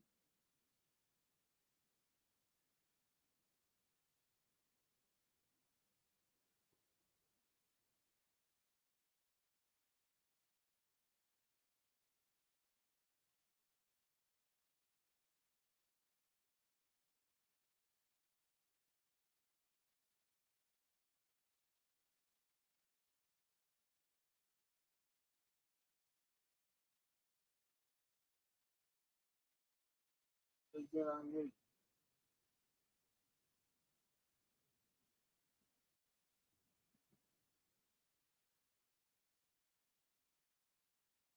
What we did on your My case question was was just real quick. So it was just like verse.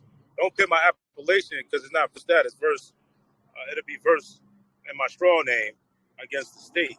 I mean, against the against the state.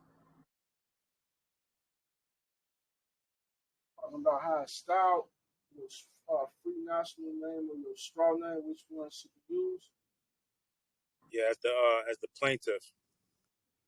But the plaintiff is you acting in behalf of the straw man. So it's almost like you one of the same, because the straw man can't speak and sign and write no affidavit. We apply. Okay, no, okay. So no, I know, but the way that it was typed up, so I'm gonna just put an explanation to said name and all that. Again,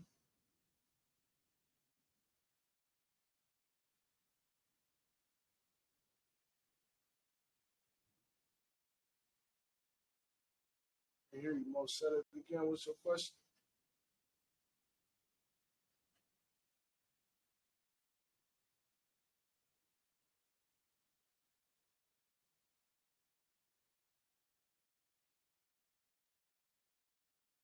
Did you hear me when I said it? Or you talking to me?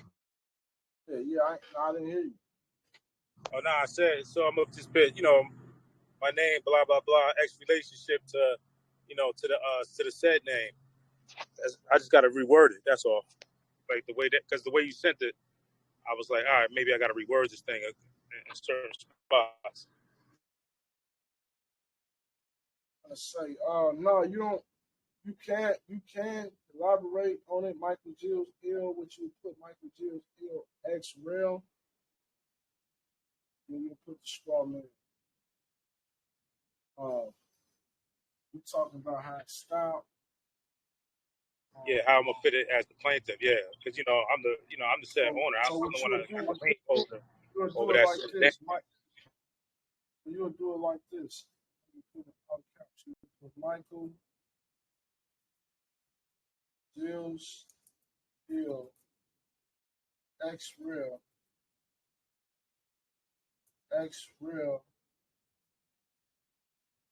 relation Michael Gilles.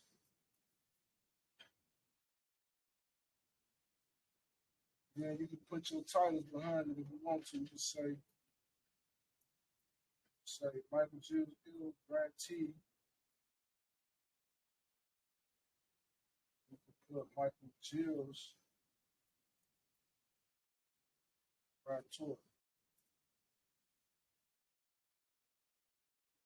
that dude X relation X real. Now let's look in Black's Law Dictionary. What's X relation?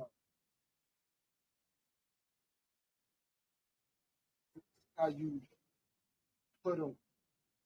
This is how you word it, where you can represent the estate and the grantor being the straw man with an X real. So X real is in Black's Law Dictionary. X R L A T I O N.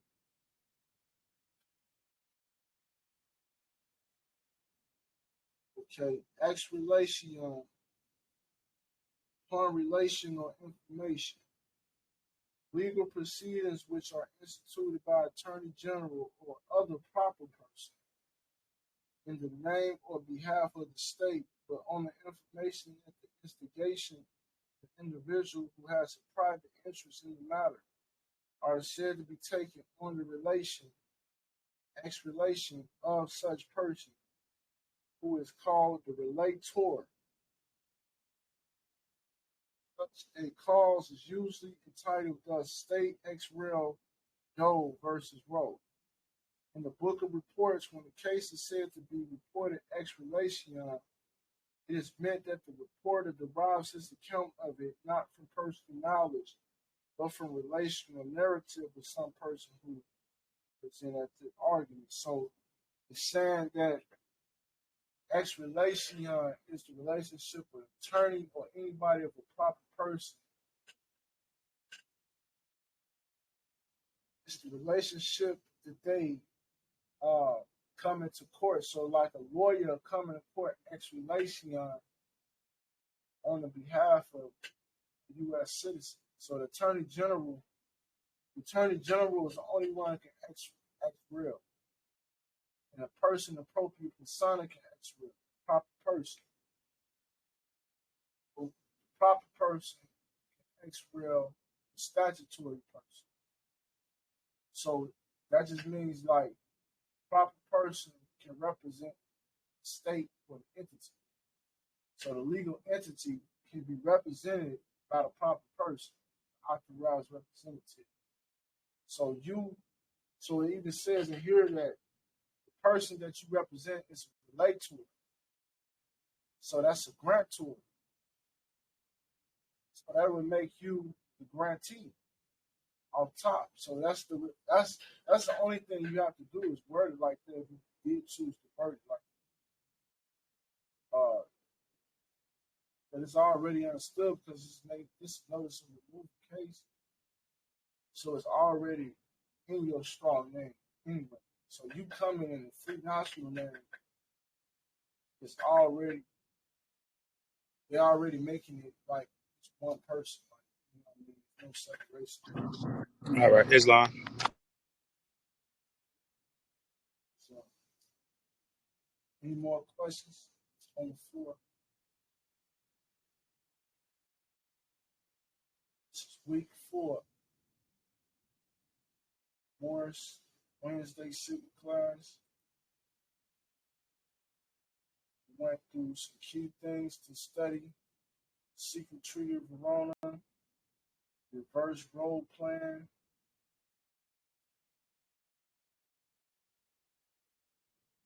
some key definitions. We went to Title 28, USC 454, the recusal of the judge being a lawyer at the same time. We went to key procedures. We went to 3 or 4 key procedures you can use in any court case. You don't have to use them all. You can use them all if you choose to, but one of them will knock out the park. These are things that they don't expect the average person to know. The average person don't know.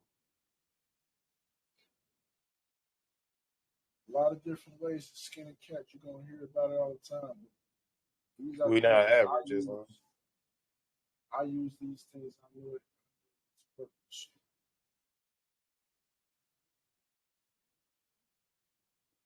So, I said, Islam, we not average. no, we ain't average. know the secrets.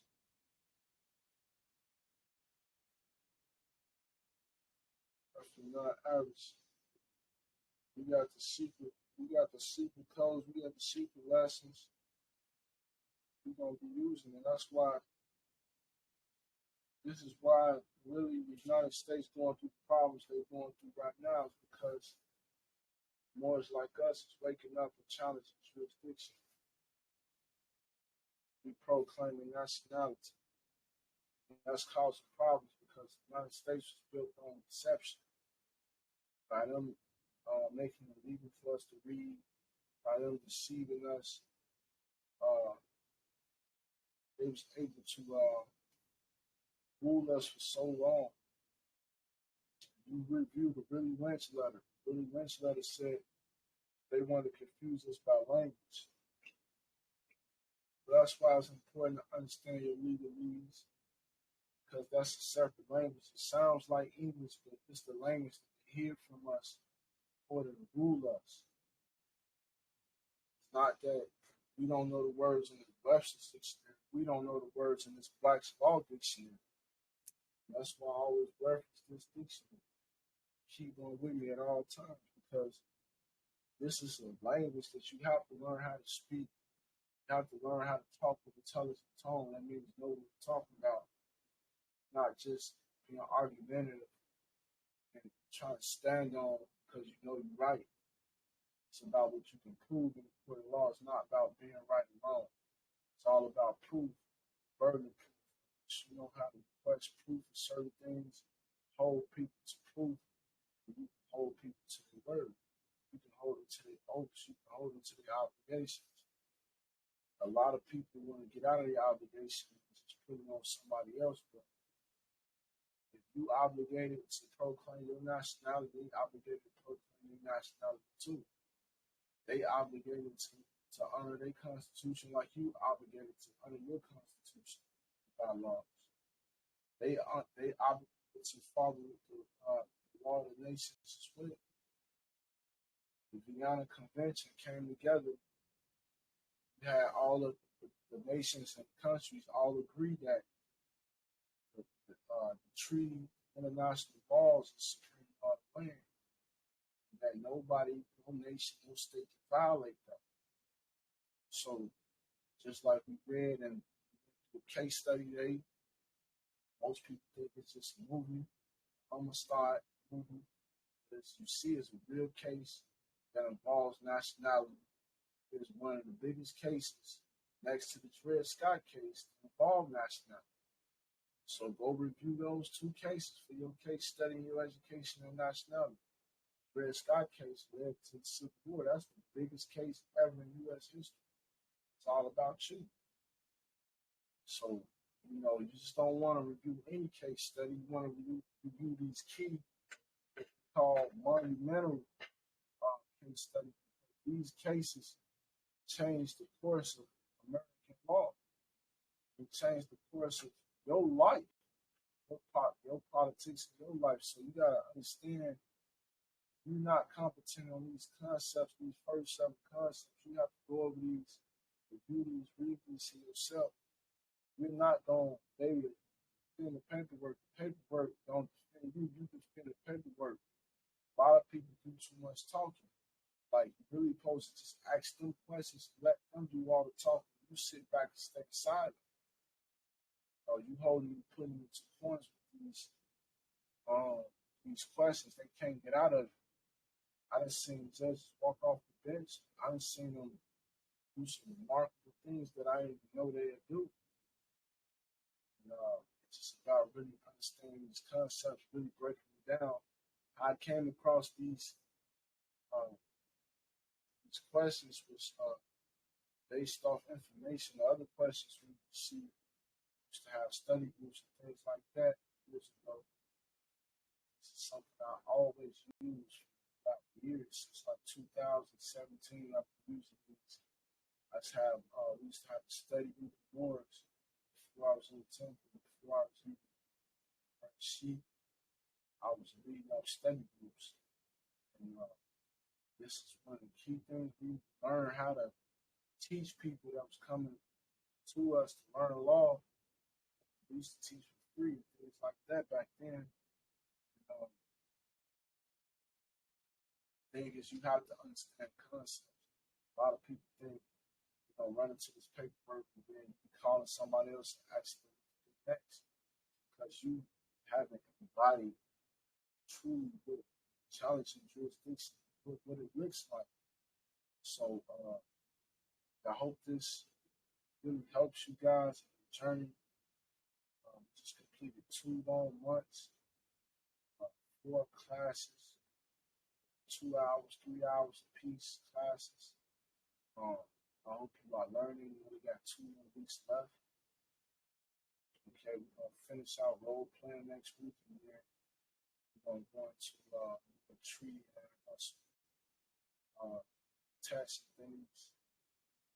We want to get a certificate for this class, which will be, beneficial for your confidence and self-esteem. And what's the law?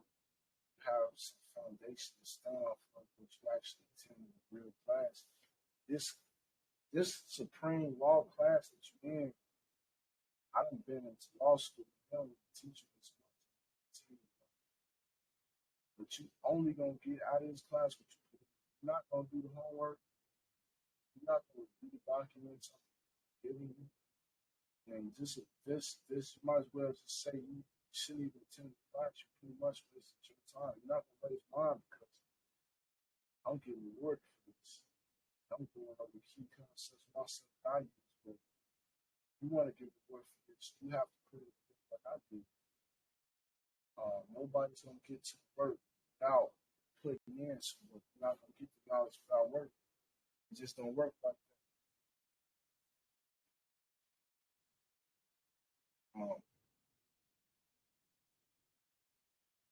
Yeah, I'm gonna close out reading from the prophet and then more Shemitic prayer. Prophet sent a plea to the nations.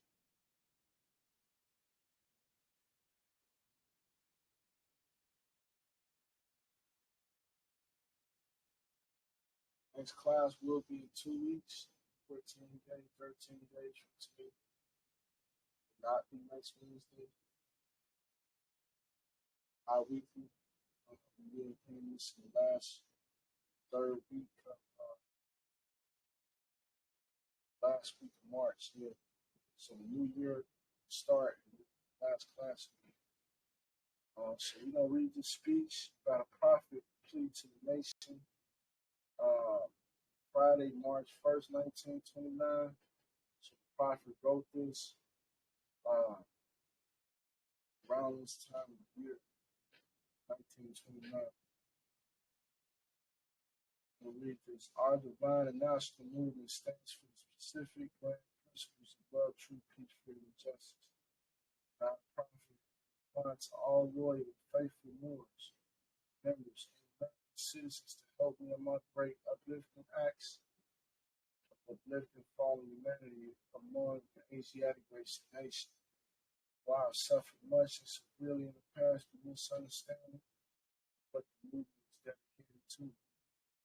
It is through the great God Allah alone that guides the destiny of this divine national movement. I know all true American citizens are identified by their national descent names to answer and apply to the free national constitution, which free national republic of the United States of America. That's why I'm calling on all true national citizens to help me morally and financially. My great work I am going to help this national government. But without a free national name, without a descent flag of your forefathers, there is not a national divine title of the government in which we live. This is from your true and divine prophet to all American foreign sympathizers. Never try to leave this alone. Hey, Article 26 to be proclaimed in every meeting. Islam, I'm glad to know that I have a few faithful Moors among you all. I desire for them to know the truth and the divine truth. There's a hopes of jealousy about me in the movement now by the same people outside the nation that claim I was only a joke and unreal. But now, since they are found out from the government officials and the nations of the earth that this is the only sole foundation that all Asiatics must depend upon for their earthly salvation as American citizens, that work in every scheme they can to disqualify me so they may take charge of the situation. I notified all these things to you, don't go in the past. It is through the faithful ones that attribute to the movement and uplifting funds. The ones that pay the divine respect to me in the movement will be remembered. That's why I'm calling upon all faithful ones to increase their faithfulness to me, your prophet, and your divine Lord's movement. I need finance, and I need it badly. Never before have I needed finances so badly as I do at present, so I can shove aside the discord that is facing the nation. It all comes through jealousy because of my fame and ability. Nations of the world will not recognize the movement without all the prophet being here. It has been proven by my works, which I have performed in the past few years. Prophet, over which I lead. All rise for the reading of the Moorish American prayer. Please turn your cameras on, join in and collective reading.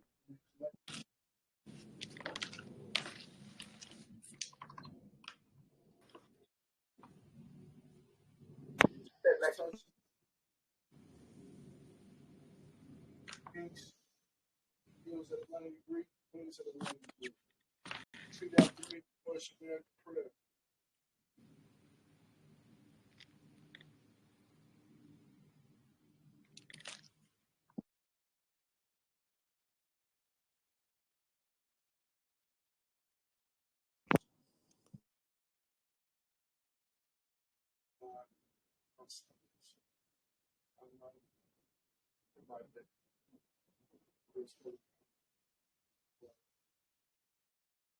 Salvation of our new Moors. Islam. Everybody Friday on holiday.